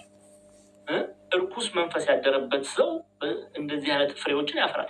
የመንፈስ ቅዱስ ፍሬ ግን አሁን ደግሞ ከላይ የሚሰጠው ማለት ከእግዚአብሔር ዘንድ የሚሰጠው መንፈስ ቅዱስ የሚያላብሰው መንፈስ ቅዱስ የሚያናግረው ያ ፍሬ ይህንን ነው የሚመስለው። የመንፈስ ፍሬ ግን መንፈስ ሲል መጽሐፍ ቅዱስ ላይ ብዙ ቦታ ላይ በእርግጥ አውዱን ይዘን ነው የምንፈታው። ብዙ ቦታ ላይ ግን መንፈስ ሲል መንፈስ ቅዱስን ነው የሚናገረው። እግዚአብሔር መንፈስ ቅዱስን። የመንፈስ ቅዱስ ግን አለ ፍቅር፣ ደስታ፣ ሰላም፣ ትዕግስት፣ ቸርነት፣ በጎነት፣ እምነት፣ የዋሃት፣ ራስን መግዛት ነው። ራስን መግዛት ማለት ራስን መግራት፣ እምቢ ማለት ለኃጢአት። አሁን ቅድስት አርሴማ ራሷን የገዛች ታላቅ ሴት ናት። ንጉስ ድርጣድስ ጎረምሳው ንጉስ እኔን ሚስት ካልሆንሽ ብሎ ጥርሱን እንዲያፏጭ እሷ ምንድን ያለችው? ራሷን ገዝታ ምን አለች? ኖ እኔ ክርስቶስ ሙሽራ ነኝ። አሁን ለምሳሌ ራስን መግዛት ጎበዝ የሆኑ ሴቶች አሉ፣ ወይም ጎበዝ የሆኑ ወንዶችም አሉ። ቁጥራችን ትንሽ ቢሆንም ያ ወንዶች አስቸጋሪ ሆነናል። ሰሙ ቃለ እግዚአብሔር የሚማሩ ሴቶች፣ ቤተክርስቲያን ስትሄዱ ቤተክርስቲያን የሚሞሉ ሴቶች፣ ወንዱ በየመጠጥ ቤቱ ነው አሁን ተቸግረን ያለ ነው። ኤኒዌይስ ጥቂትም ብንሆን አለን፣ ተስፋ አለን። ሰው ጓደኞቻችን መጥተው እስቲ ለምሳሌ የራሴን ልውሰድ፣ ሌላ ፖለቲካ እንዳትሰሩብኝ። ዲያቆን ዘማኑኤል ና እስቲ ይገርምሃል፣ ዛሬ ኃይለኛ ዘፋኝ መጥቷል፣ ናይት ክለብ ይጨፈራል ዛሬ፣ በቃ ቲኬት ምናምን እኔ ነኝ የምችልልህ ምናምን። እንደዛ ሚል ጓደኛም የለኝም፣ ግን ጓደኛ እንደዛ ሚል ምሳሌ ነው። መጥቶ ቢጠይቀኝ እኔ ራሴን ገዝቼ እምቢ ካልኩት ራሴን የስጋን ስሜት ገዛሁት ማለት ነው። እምቢ አልኩ ማለት ነው። ለእግዚአብሔር እኔ በቃ እዘምራለሁ እንጂ አልዘፍንም ካልኩ ይሄ ራስን መግዛት፣ ራስን ማሸነፍ። እንደዚህ ያሉትን የሚከለክል ሕግ የለም ካለ በኋላ የክርስቶስ ኢየሱስ አለ። ስሙ አሁን ማን ነው የክርስቶስ ኢየሱስ የሆነው? ማን ነው እውነተኛ እምነት ያለው? ማን ነው አማናዊ እምነትን ገንዘብ ያደረገ ሚለውን ነው የሚነግረን። የክርስቶስ ኢየሱስ የሆኑት አለ ስጋን ከክፉ መሻቱና ከምኞቱ ጋር ሰቀሉ አለ። ምድራዊ የሆነውን መሻት የተዉ እምቢ አሉ። ስጋን ከክፉ መሻቱና ከምኞቱ ጋር የሰቀሉ እነርሱ የክርስቶስ ኢየሱስ ናቸው። ምን ማለት ነው? ወደ ያዕቆብ መልእክት ልመልሳችሁ፣ ያዙልኝ እባካችሁ፣ በደንብ ስሙ። ያዕቆብ አንዴ ቶሎ ትሄጂልኛለሽ። ያዕቆብ ምዕራፍ 3 ቁጥር 14 እችን ቃል ለመረዳት ያዕቆብ ምዕራፍ 3 ቁጥር 14 ቶሎ በይ። ነገር ግን መራራ ቅናት፣ አድመኝነት በልባችሁ ቢኖርባችሁ ካለ በኋላ አትመኩ፣ በእውነት ላይም አትዋሿል። በእውነት ላይ ያልዋሹት እነዚህ ሰዎች ናቸው። ይኸው እውነት በተባለ በክርስቶስ እውነት በተባለ በእግዚአብሔር ቃል በእግዚአብሔር ላይ ያልዋሹ የመንፈስ ቅዱስ ፍሬን ያፈሩ ሰዎች ናቸው። እነሱ መመካት ይችላሉ። የሚመካ በእግዚአብሔር ይመካ። መመካታችን በማን ነው መሆን ያለበት? በእግዚአብሔር፣ በሰው ላይ አይደለም። በሰው የሚመካ ርጉም ነው የሚለው መጽሐፍ። አንዳንዶቻችን በሰው ላይ እንደገፍና ያ ሰው እንደ ሸንበቆ ስብር ሲል አብረን እንሰበራለን። ሰባኪው በአግባብ ባልሆነ መንገድ ስናይ እንዴ ቤተክርስቲያን አልሄድም ለምን ስትሉ እንዴ እነሱ እኮ እንደዚህ። ቤተክርስቲያን ሰውን አይተን መሄድ የለብንም፣ ክርስቶስን። ከዓይኖቻችን ክርስቶስን፣ የቅዱስ ሚካኤል አይን ክርስቶስን ነው የሚያው፣ የቅዱስ ገብርኤል አይን ክርስቶስን። እልፍ አላፍ አይኖቻቸው ቅዱስ ቅዱስ ቅዱስ እያሉ እግዚአብሔርን ነው። አንቺና እኔ ምን ገዶ ነው ሰው አይተን ያ ሰው ሲስት እኛም ጥለን ገደል ምንገባ? እንዲህ መሆን የለብን። መመካታችን በክርስቶስ ነው መሆን ያለብን። ለዚህ ነው እነዛ መልካም ፍሬ የመንፈስ ቅዱስ ፍሬ ያፈሩ በእውነትም ይመካሉ። መመካታቸውም ስድብ ሆኖ አይቆጠርባቸውም፣ እውነት ስለሆነ ማለት ነው። ለምንድነው የሚመኩት? ክርስቶስን መስለዋልና። አበቃ፣ አለቀ። ግልጽ ነው። ቅድስት አርሴማ በክርስቶስ ትመካለች፣ መመካቷም እውነት ነው። ለምን? እሱን መስላ ነው ያለፈችው። እናታችን ቅድስት ድንግል ማርያም በእግዚአብሔር ትመካለች። ለምን? እርሱን መስላለችና፣ ልጇን መስላለችና። ሐዋርያት ይመካሉ በእግዚአብሔር። ለምን? እውነተኛውን ክርስቶስን መሲሁን መስለዋልና። ግልጽ ነው። እንቀጥልሽ። ቁጥር 16 ቅናት፣ አድመኝነት ባሉበት ስፍራ በዚያ ሁከትና ክፉ ስራ ሁሉ አሉና ይላል። ስለዚህ ቅናት፣ አድመኝነት ባሉበት ስፍራ ምንድን ነው ፍሬው? መጥፎ የሆነ ነገር ነው ፍሬው። ምንድን ነው? ነገር ግን የምድር ቅናትና አድመኛነት ባሉበት ስፍራ በዚያ ሁከትና ክፉ ስራ ሁሉ አሉና። ቅናት ባለበት ምን አለ? እስቲ አሁንም ያዕቆብን መልእክት መጽሐፍ ቅዱስ እራሱ በደንብ እንድትረዱ እንመልከት። ዘፍጥረት ምዕራፍ 4 ላይ የሚል አቤልና ቃይል የመጀመሪያው ነፍሰ ገዳይ። በነገራችን ላይ ቃይል አቤልን ገድሎታል። የመጀመሪያው ሰማዕት ማን ነው? በቤተክርስቲያናችን ቀዳሚ ሰማዕት ሲባል ያው በተለምዶ ከሐዲስ ኪዳን ቀዳሚ ሰማዕት ስንል ቶሎ ብለን እኛ ምንድን ነው የምንለው? እስጢፋኖስ እንላለን። which is true፣ እውነት ነው። ከሐዋርያት መካከል ከተባለ ደግሞ ያዕቆብ እንላለን። ሐዋርያት ሥራ ምዕራፍ 12 ግን አሁን እስጢፋኖስ ዲያቆን ነው። ያዕቆብ ደግሞ ሐዋርያ ነው። ከ12ቱ ሐዋርያት ነው የሚመደበው። ግን ወይስ ቀዳሚ ሰማዕት ማን ነው? አቤል ነው። ከዘመነ እግዚአብሔር ፍጥረትን ከፈጠረ ጀምሮ የመጀመሪያው ሰማዕት ትላለች ቤተክርስቲያን አቤል። እስቲ እንመልከት። ዘፍጥረት ምዕራፍ 4 ዘፍጥረት ምዕራፍ 4ን ክፈቱልኝ። ዘፍጥረት ምዕራፍ 4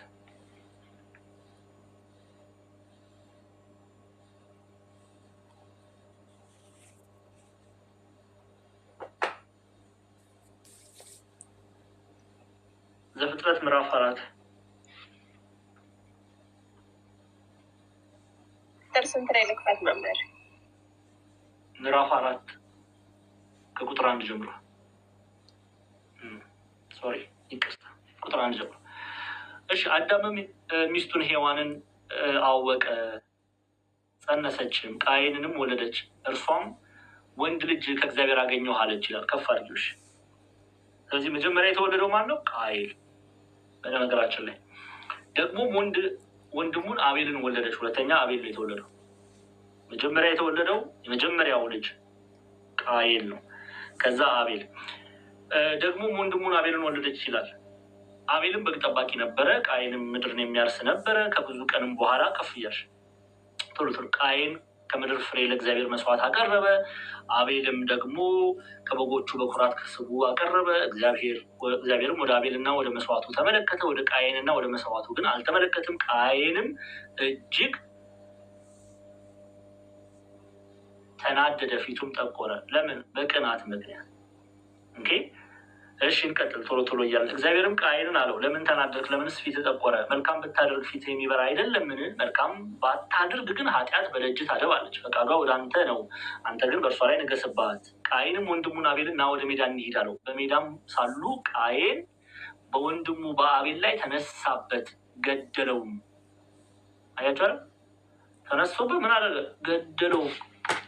ያዕቆብ ምን ብሎናል? ቅናትና አድመኝነት ባሉበት ስፍራ በዚያ ሁከትና ክፉ ስራ ሁሉ አሉና። እየሰማችሁኝ ነው? ሰው በቅናት ተነሳስቶ ሚስቱን ገደለ ሲባል ሰምታችሁ አታውቁ?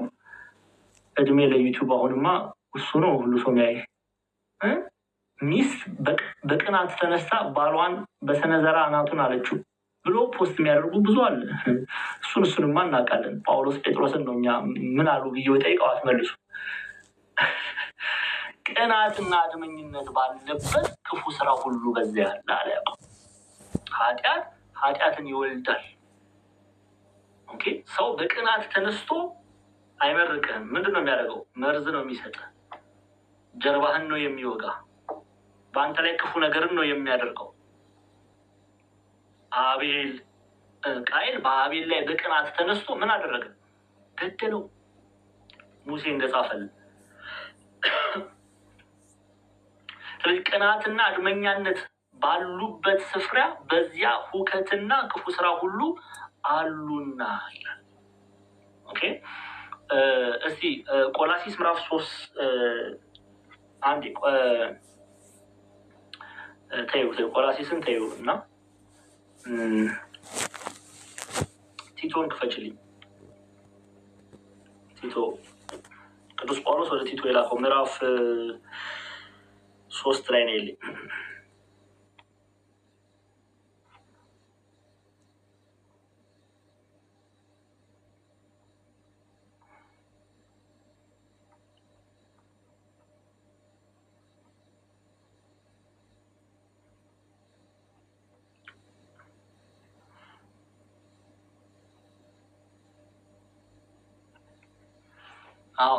ምዕራፍ 3 ቁጥር 8 ምዕራፍ 3 ቃሉ የታመነ ነው ብሎ ነው የሚለው። ስለዚህ ቃሉ የታመነ ነው። እግዚአብሔርን የሚያምኑት በመልካም ስራ በጥንቃቄ እንዲጸኑ እነዚህን አስረግጠህ እንድትናገር እፈቅዳለሁ። ይህ መልካምና ለሰዎች የሚጠቅም ነው። ነገር ግን ሞኝነት ካለው ምርመራና ከትውልዶች ታሪክ ከክርክርም ስለ ሕግም ከሚሆን ጠብ ራቅ። የማይጠቅሙና ከንቶች ናቸው። መለያየትን የሚያነሳ ሰው ጠማማ እንዲሆን በራሱም ላይ ፈርዶ ኃጢአትን እንዲያደርግ አውቀ አንድ ጊዜም 2 ጊዜም ከገሰጽከው በኋላ እንዲህ ከሚመስል ሰው ራቅ ይላል ሐዋርያው ቅዱስ ጳውሎስ። ስለዚህ ቅናት ከተላበሱ ሰዎች፣ አድመኝነት ከተላበሱ ሰዎች፣ ጠብን ከሚጭሩ ሰዎች ብትችሉ መምከር 1-2፣ ካልሆነ ግን ከዚያ መራቅ ነው ያለብን ክርስቲያኖች። ስለዚህ እነሱ ባሉበት ስፍራ በዚያ ሁከትና ክፉ ስራ ሁሉ አሉና። ሁከት፣ ክፉ ስራ የሚለው ኃጢአትን፣ በደልን ነው። ከዛ ራቅ። ቅዱስ ጳውሎስም መለያየትን የሚያነሳ ሰው በራሱም ላይ እንደፈረደ እየነገረን ሀሳቡም ጠማማ እንደሆነ በመንገር 1-2 ትመክራላችሁ፣ ካለበለዚያ መራቅ። ዛሬ እኔና እናንተ ቤስት ፍሬንድ አድርገናቸዋል። ጭራሹ ነው። ጉድ እኮ ነው። ከጳውሎስ ቃል በላይ የምንፋንን በጣም ብዙ ሰዎች አሉ። ምከሩ፣ እምቢ ያለን ሰው መራቅ ነው ያለብን። ይሄ ነው የቤተክርስቲያን ትምህርት። ነው የቤተክርስቲያን። ምክንያቱም ነገ እናንተንም ነው የሚበክሉት፣ ሌላውንም ሰው ነው የሚበክሉት። ኦኬ፣ ሌላ ተግዳሮት፣ ሌላ ችግር ነው የሚያመጡት። ትመክራላችሁ፣ እምቢ ያለን ሰው ከዛ ሰው ትርቃላችሁ። ሐዋርያት ያደርጉ የነበረው ይህንን ነው። የሐዋርያት ስራን 1 ዓመት ሙሉ ስንማር አይታችኋል። ጫማቸውን እያራገፉ ነው የሄዱ የነበረው፣ ከየከተማው ይወጡ የነበረው። ኦኬ፣ ቁጥር 17 እና 18 እና እንጨርሳለን። በቃ 17 እና 18 እንጨርሳለን። መምህር ዘላለም፣ ዲያቆን ክርስቶፎሮስ፣ ቀሲስ ኤፍሬም፣ ወንድማችን ጰላዲዮስ እነሱ ይቀበላሉ። ዘሌ፣ ዲያቆን ክርስቶፎሮስ ሀሳብ ይሰጡና ጰላድ አንድ የሚናገረው ነገር አለ፣ መልእክት አለው። ከዛ ቀሲስ ኤፍሬም መጨረሻ ላይ በጸሎት ይዘጉልናል። እሺ፣ ቁጥር 17 እና 18 ላይኛይቱ ጥበብ ግን በመጀመሪያ ንጽሕት ናት፣ በኋላም ታራቂ፣ ገር፣ እሺ ባይ፣ ምሕረትና በጎ ፍሬ የሞላባት፣ ጥርጥርና ግብዝነት የሌለባት ናት ብሎ ይቀጥልና የጽድቅን ፍሬ ሰላምንም ለሚያደርጉ ሰዎች በሰላም ይዘራል ይላል። ከፍ አድርጉ። የጽድቅን ፍሬ ሰላምንም ለሚያደርጉ ሰዎች በሰላም ይዘራል። ምን እያለን ነው? ያውቁ ላይኛይቱ ስል ከእግዚአብሔር ዘንድ የምትሰጠዋ ጥበብ፣ መንፈስ ቅዱስ የሚሰጠው ጥበብ፣ የእግዚአብሔር የሆነው ጥበብ። ኦኬ፣ የመንፈስ ቅዱስ ቋንቋ ምንድን ነው አለ? ይህ ላይኛይቱ ጥበብ የእግዚአብሔር ጥበብ ማለት ነው። በመጀመሪያ ንጽሕት ናት፣ ምንም እንከን ያወጣላት፣ በእግዚአብሔር የተወደደች ናት፣ ንጹሕ ናት እያለ ነው። ኦኬ፣ መጀመሪያ ላይኛይቱ ጥበብ ግን በመጀመሪያ ንጽሕት ናት። ከዛስ በኋላም ታራቂ ናት፣ እሺ ባይ ናት። እርቅን እንጂ ጥላቻን አይደለም የምትፈልገው። እርቅን አይደል? አሁን አንዳንዶቻችን ታርቁ ስንባል እንዲህ እንላለን። ለምን? እግዚአብሔር እንኳን ድፍረታችን ጥግ ነው የምነግራቸው። እግዚአብሔር እንኳን ወርዶ ታሪክ ቢለኝ አልታረቅም የምንል ሰዎች አለ። ይሄ አሁን ከእግዚአብሔር ነው ያጋንንት በኛ ላይ ያጋንንት ቤቱን የሰራብን ሰዎች እንጂ እንዲህ የምንናገር። የእግዚአብሔር ጥበብ ታራቂ ናት።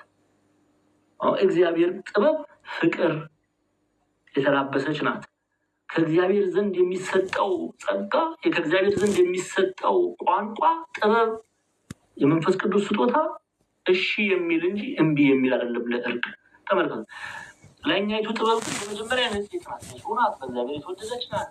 በኋላም ታራቂ፣ ገር፣ እሺ ባይ፣ ምሕረትና በጎ ፍሬ የሞላባት፣ ጥርጥርና ግብዝነት የሌለባት ናት ይላል። አያችሁ አይደለ? ይሄ መልኳ ነው፣ የመንፈስ ቅዱስ ስጦታ ነው። እሺ፣ ለይቅርታ የቀረበች ናት፣ ንጽሕት ናት፣ ታራቂ ናት፣ ገር ናት፣ እሺ ባይ ናት። ንስሐ ግቡ ሲባል እሺ ትላለች። ለንስሐ የተነሳች፣ ለስጋው ደግሞ እሺ፣ ለእግዚአብሔር ቃል እሺ፣ ለጌታ ቃል እሺ፣ ለክርስቶስ ቃል እሺ፣ ለወንጌል እሺ፣ ለእግዚአብሔር ቃል እሺ ምትል፣ ለሐዋርያት እሺ፣ ለጴጥሮስ እሺ፣ ለጳውሎስ እሺ፣ ለርኩስ መንፈስ እምቢ፣ ለዓለም እምቢ ምትላት። እሺ ምትለው ለእግዚአብሔር እሺ ባይ፣ ምሕረት፣ በጎ ፍሬ ሞላባት። አያቸር በጎ ፍሬ ሞላባት። ገላትያ ምዕራፍ 5 ላይ የተዘረዘሩትን እነዛን የመንፈስ ቅዱስ ፍሬ የሞላባት ናት። ጥርጥርና ግብዝነት የሌለባት ናት ደግሞ ይላል። በእምነቷ አትጠራጠርም። አሁን እኛ ችግር እዚህ ላይ ነው።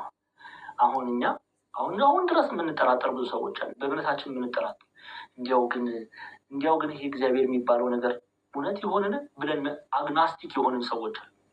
እንደዛ አግናስቲክ ማለት በቃ እምነት የሌለው ወይም ሊኖር ይችላል፣ በአማርኛው ቃላት ሊሆን ይችላል የሚል ሰው አግናስቲክ ይባላል። እግዚአብሔር ሊኖር ይችላል፣ እግዚአብሔርም ላይኖር ይችላል ብሎ በቃ እምነቱን መካከለኛ ያደረገ ይሄ ልብ ያለ ይሄ ከእግዚአብሔር አፍ የሚተፋ ሰው ነው። ወይ ቀዝቃዛ ያልሆነ በራእይ መጽሐፍ እንደተጻፈው ወይም ሙቅ ያልሆነ ግብዝ የሆነ ማለት መካከለኛ የሆነ ሰው ይሄ ከእግዚአብሔር አይደለም። ከእግዚአብሔር የሆነ በእግዚአብሔር ላይ አይጠራጠርም። በእግዚአብሔር ይኖር የሆንን አይኖር የሆንን እያለ የሚመላለስ ሰው አይደለም። ወላዋይ ይላል። እውነት ነው፣ ወላዋይ አይደለም። ይሄ ከመንፈስ ቅዱስ የሆነ ሰው፣ የመንፈስ ቅዱስ ፍሬ የሚያፈራ ሰው በእምነቱ ላይ ጥርጥር የለም። ዛሬ ላይ ወላዋይ የሆኑ ሰዎች ናቸው እኮ አንገታቸውን ለጎረምሳ ሲሉ የሚበጥሱ። ለአንድ ጎረምሳ ሲሉ እምነታቸውን የሚቀይሩ ሞልተዋል። ኧረ ምንም እነሱስ የባሰውን ፍርድ ተሸክመው ነው። በክርስቶስ እናምናለን ብለው ክርስቶስን በግብራቸው የሚክዱት ስንቶቻችን? ስንት ነን? ቁጥራችን ይቆጠር ቢባል እዚህ እንኳን አሁን 249 ሰው አለ። እንደው ድፍረት እንዳይሆንብኝ ከግማሽ በላይ እንደዛ ልንሆን እንችላለን። የምንጠራጠር በክርስቶስ ላይ ሙሉ የሆነ እምነት የሌለን እውነት ክርስቶስ ሊያድነን ይችል ይሆናል እንደዛ ብለን ጸበል የምንሄድ ሰዎች እንኳን ይብን እንኳን ቤተክርስቲያን እንኳን ስንል እንዲያው በቃ ተስፋ ቆርጠን እግዚአብሔር ዞረን እግዚአብሔርን ሳናስቀድም የምድርን ጥበብ ገንዘብ አድርገን ከዛ በቃ ተስፋ በመቁረጥ እንደው ሊሆን ይችል ይሆንን ሊያድነኝ ይችል ይሆንን የምንል ሰዎች አለ። ይሄ ከመንፈስ ቅዱስ አይደለም። በእግዚአብሔር ላይ በሙሉ እምነት ልንመላለስ ያስፈልጋል። እንደ ቅዱስ እስጢፋኖስ ከዲያቆናቱ መካከል ቀዳሚ ሰማዕት የሆነው እስጢፋኖስ ስለ ክርስቶስ እኮ ሐዋርያት ሥራ ምዕራፍ 7 ግቡና አንብቡ። ስለ ክርስቶስ እኮ ሲመሰክር እርሱ ይኖር የሆነን በሚል በእውነት ነው መሲህነቱን የመሰከረው፣ አዳኝነቱን የመሰከረው፣ ኢየሱስ መሆኑን የመሰከረው። ኢየሱስ ማለት መቼም ዛሬም የሚያጉረመርም አለ ብዬ አላምንም። ኢየሱስ ማለት እግዚአብሔር መድኃኒት ነው ማለት። አርፈን ቁጭ ነው ስርዓት ያዙ አንዳንድ ሰዎች። ኢየሱስ ማለት እግዚአብሔር መድኃኒት ነው ማለት ነው። የማቅለል ስም አይደለም። ክርስቶስ ማለት ደግሞ ክርስቶስ ስንል ደግሞ መሲህ እያለ ነው። ሿሚ የማያስፈልገው የተሾመ፣ ቀቢ የማያስፈልገው የተቀባ እኔና እናንተን ለማለት ነው። ስለዚህ ስለ ኢየሱስ ክርስቶስ ሲመሰክር እስጢፋኖስ ስለ ኢየሱስ ክርስቶስ ሲመሰክር በእምነት ሆኖ በሙሉ እምነት እና አብርሃምን ብትሉ በእምነታቸው ተመስክሮላቸው። ስለዚህ ጥርጥር ግብዝነት የሌለባት ናት ይላል።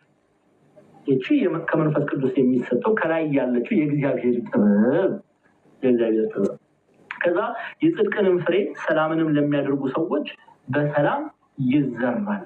የጽድቅን ፍሬ ሰላምን ለሚያደርጉት ሰዎች በሰላም ይዘራል። ኦኬ፣ በሰላም ይዘራል። እግዚአብሔርን የሚወዱ ሰዎች የጽድቅንም ፍሬ ሰላምንም ለሚያደርጉ ሰዎች በሰላም ይዘራል። እነሱ የእግዚአብሔርን ፍሬ የመንፈስ ቅዱስን ፍሬ የሚያፈሩ ሰዎች እግዚአብሔር ለሚወዱት የተናገረውን የእግዚአብሔርን ቃል ለአባቴ ብሩካን የሚለውን ቃል ይላበሳሉ፣ እረፍትን ያገኛሉ፣ ሰላምን ያገኛሉ፣ ጽድቅን ያገኛሉ፣ ምህረትን ያገኛሉ። ይህንን ቃል ራሱ ደስ በሚል መልኩ እጅጉን የምንወደው ቅዱስ ዮሐንስ እነሆ እናንተ ተብሎ የተሰጠው እመቤታችን የተሰጠው ቅዱስ ዮሐንስ በሁለተኛ ዮሐንስ መልእክቱ ላይ ቁጥር 1 ላይ አስቀምጦልናል። በችልኝ ጤና እየጨረሰ ነው። አንዴ ቶሎ የለ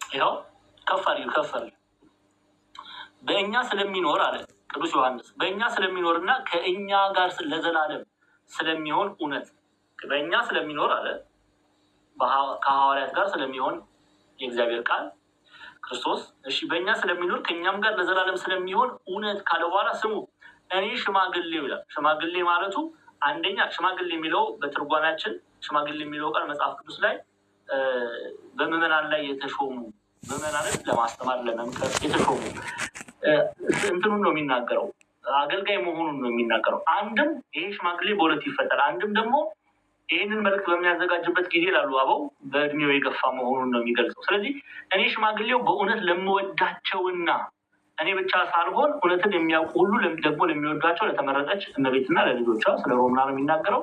ከፍ አድርጊው ከእግዚአብሔር አብና አሁን እዚህ ጋር ተመልከቱ። ከእግዚአብሔር አብና ከአብ ልጅ ከኢየሱስ ክርስቶስ ጸጋ፣ ምሕረት፣ ሰላም በእውነትና በፍቅር ከኛ ጋር ይሆናሉ አለ። ጸጋ፣ ምሕረት፣ ሰላም የሚላበሱት የሚሰጣቸው እውነትንና ምንን የያዙ በፍቅር ይሆን ማለት ነው። እውነትን በፍቅር ከሚሰራ ስራ ጋር ገንዘብ ያደረጉ እምነትና ስራን ያስተባበሩ ከእግዚአብሔር አብ አለ። ሚስጥረ ሥላሴ ነው የሚናገር። በነገራችን ላይ ሚስጥረ ሥላሴ ከእግዚአብሔር ዘንድ ከእግዚአብሔር አብ ብቻ አይደለም። ይሄ በረከት የሚመጣ ከእግዚአብሔር አብ ብቻ አይደለም።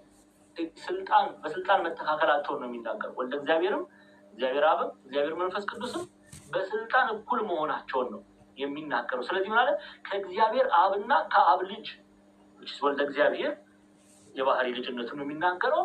ከኢየሱስ ክርስቶስ ምን ይመጣላል? ከእግዚአብሔር ማለት ነው። ምን በረከት ይመጣላል? ጸጋ፣ ምሕረት፣ ሰላም ይሰጣሉ። እነዚህ ጸጋ፣ ምሕረት፣ ሰላም የሚሰጡት ግን እምነትን ታችን እውነትን የተባለ ክርስቶስ ነው፣ የእግዚአብሔር ቃል ነው። እርሱንና በፍቅር ከኛ ጋር ማለት በፍቅር የሚሰራን ስራ በእውነትና በፍቅር ከኛ ጋር ይሆናሉ ሲል ምን ብሎ ነው የሚተረጉሙት? እውነት የተባለን ክርስቶስና በፍቅር የሚሰራን ስራ ገንዘብ ያደረጉ እውነተኛ እምነትን ገንዘብ ያደረጉ ምን ያገኛሉ ማለት ነው? ጸጋ፣ ምሕረት፣ ሰላምን ይላበሳሉ። ፍጹም የሆነን ሰላም፣ አእምሮን ሁሉ የሚያልፍ ሰላም። የሚገርማችሁ የጻድቃን የቅዱሳን ሰላም በፊልጵስዩስ የተደረገው ሰላም ታስታውሳላችሁ። ጳውሎስና ሲላስ በእስር ቤት ሲጣሉ ሐዋርያት ስራ ላይ ታገኙታላችሁ ታሪኩ በሐዋርያት ስራ ምዕራፍ 16 ላይ ኦኬ። በፊልጵስዩስ በመቄዶንያ አውራጃ አሁን ላይ ግሪክ ናት፣ ሰሜናዊ ግሪክ ናት። ኦኬ በመቄዶንያ አውራጃ ዋና ከተማ ናት ፊልጵስዩስ። በአሌክዛንደር ዘግሬት አባት ፊሊጶስ ተሰከን ይሉታል፣ ወይም ኢትዮጵያ ሊቃውንት ፊሊጶስ ይሉታል። በእርሱ ስም የተሰየመች ከተማ ናት። በዛ ሐዋርያው ቅዱስ ጳውሎስ ወንጌል ሰብኳል። ወንጌልን በመስበኩ ምክንያት እሱና ሲላስ ኢየሱስ ክርስቶስ ጌታ ነው፣ ቄሳር ጌታ አይደለም፣ ጌታ ብለን ልንጠራ አይገባም በማለቱ ምክንያት ኦኬ ወደ እስር ተጥሏል፣ ወደ ወህኒ ተጥሏል። አንድም በክፉ መንፈስ ትመላለስ የነበረችን አንዲት ሴት በመፈወሱ ምክንያት በእርሷ በሚያገኙት ገንዘብ የሚተዳደሩ ክፉ ሰዎች እጅ ጭነውበታል። በወህኒ ሆኖ ግን ጳውሎስና ሲላስ ምን ያደርጉ ነበረ? ሐዋርያት ሥራ ምዕራፍ 16 ቁጥር 25 ገብታችሁ ተመልከቱ። ያመሰግኑ ነበረ፣ እግዚአብሔርን ያመሰግኑ ነበረ። ያ ሰላም በፈተና ውስጥ ሆናችሁ እግዚአብሔር የሚሰጠው ሰላም እንዲህ የሚያሳርፍ ሰላም። ይሄንን ሰላም ገንዘብ የሚያደርጉ እውነተኛውን እምነት በክርስቶስ የሚያምኑ ያንን እምነት በስራ የሚገልጡ እውነተኛውን እምነት የተላበሱ ምን ያገኛሉ ይላል ዮሐንስ? ጸጋ፣ ምሕረት፣ ሰላም። የእግዚአብሔር ጸጋን፣ የእግዚአብሔር ምሕረትን፣ የእግዚአብሔር ሰላምን ይላበሳሉ። ለዚህ ነው የጽድቅም ፍሬ ሰላምን ለሚያደርጉት ሰዎች በሰላም ይዘራል እያለ ቅዱስ ያዕቆብ ምዕራፍ 3 ፍጻሜው ላይ ያስቀምጣል። የቤተክርስቲያን አባቶቻችንም ይዘራ በሰላም ይገብረዋ በሰላም ፍቅር የሚሆን ስራዋም ፍቅርን ለያዙ ሰዎች በፍቅር ይሰራል እያሉ አንድም ከእግዚአብሔር የተገኘች ጥበብስ በቅድምና የነበረች ወልድ ናት፣ አንድም ወንጌል ናት እያሉ አባቶቻችን ይህንን ጥበብ ክርስቶስ ቅድም እንዳልኳችሁ ክርስቶስ ብለው ያስቀምጣሉ፣ አንድም ወንጌል ብለው ይናገራሉ። እና እቺን ሰላም የሚወዷት ወንጌልን ገንዘብ ያደረጉ የእግዚአብሔርን ሰላም ይላበሳሉ ማለት ነው። ስለዚህ ፍቅር የሚሆን ስራዋም ፍቅርን ለያዙ ሰዎች በፍቅር ይሰራል። ፍቅርን የያዙ ሰዎች እምነትና ስራ እምነትን በፍቅር ለሚሰሩ ሰዎች ይህንን የእግዚአብሔር በረከት ያገኛሉ። የጽድቅም ፍሬ ሰላምን ለሚያደርጉት ሰዎች በሰላም ይዘራል እያለ ቅዱስ ያዕቆብ ይመክረናል። አንድ ሀሳብ ለአንሳና እዚህ ጋር እንጨርሳለን። ሰዓታችን ተጠቅመናል። ከዚህ በኋላ እኔም ሚዩት አድርጌ ወንድሞች ይናገራሉ። ሰው የጽድቅም ፍሬ ሰላምን ለሚያደርጉ ሰዎች በሰላም ይዘራል የሚለውን አንድ መጨረሻ ጊዜ ላንትን ለማለት ሰው በአባቶቻችን ይላሉ፣ ሰው በጥበብ አማካይነት የጽድቅን ፍሬዎች ይሰበስባል። በደህንነት የተሞላ አዝመራ ሰላምን የመዝራት ፍሬ ነው። ይህም ማለት ሰው በጥበብ አማካይነት ሰላምን አድርጎ የጽድቅን ፍሬዎች ይሰበስባልም ደግሞ ብለው የሚተረጉሙ ቤተክርስቲያን አባቶቻችን አሉና ሰላምን ገንዘብ ያደረጉ የጽድቅንም ፍሬ ሰላምን ለሚያደርጉ ሰዎች በሰላም ይዘራል። ሰው በጥበብ አማካይነት የጽድቅንም ፍሬዎች ይሰበስባል። በደህንነት የተሞላው አዝመራ ሰላምን የመዝራት ፍሬ ነው። ይህም ማለት ብለው ሰው በጥበብ አማካይነት ሰላምን አድርጎ የጽድቅን ፍሬዎች ይሰበስባል። ሰላማዊ የሆነን ሰው በቀላል አረፍተ ነገር በቀላል አማርኛ እንድትረዱት ሰላማዊ የሆነ ሰው ይላሉ በጥበብ አማካኝነት ሰላምን አድርጎ የጽድቅን ፍሬዎች ይሰበስባል ማለት ሰላማዊ መሆን ራሱ አንድ የመንፈስ ቅዱስ ፍሬ ነው። የጽድቅን ፍሬ ሰላምን ለሚያደርጉ ሰዎች ቅዱስ ያዕቆብ እንደነገረን በሰላም ይዘራል።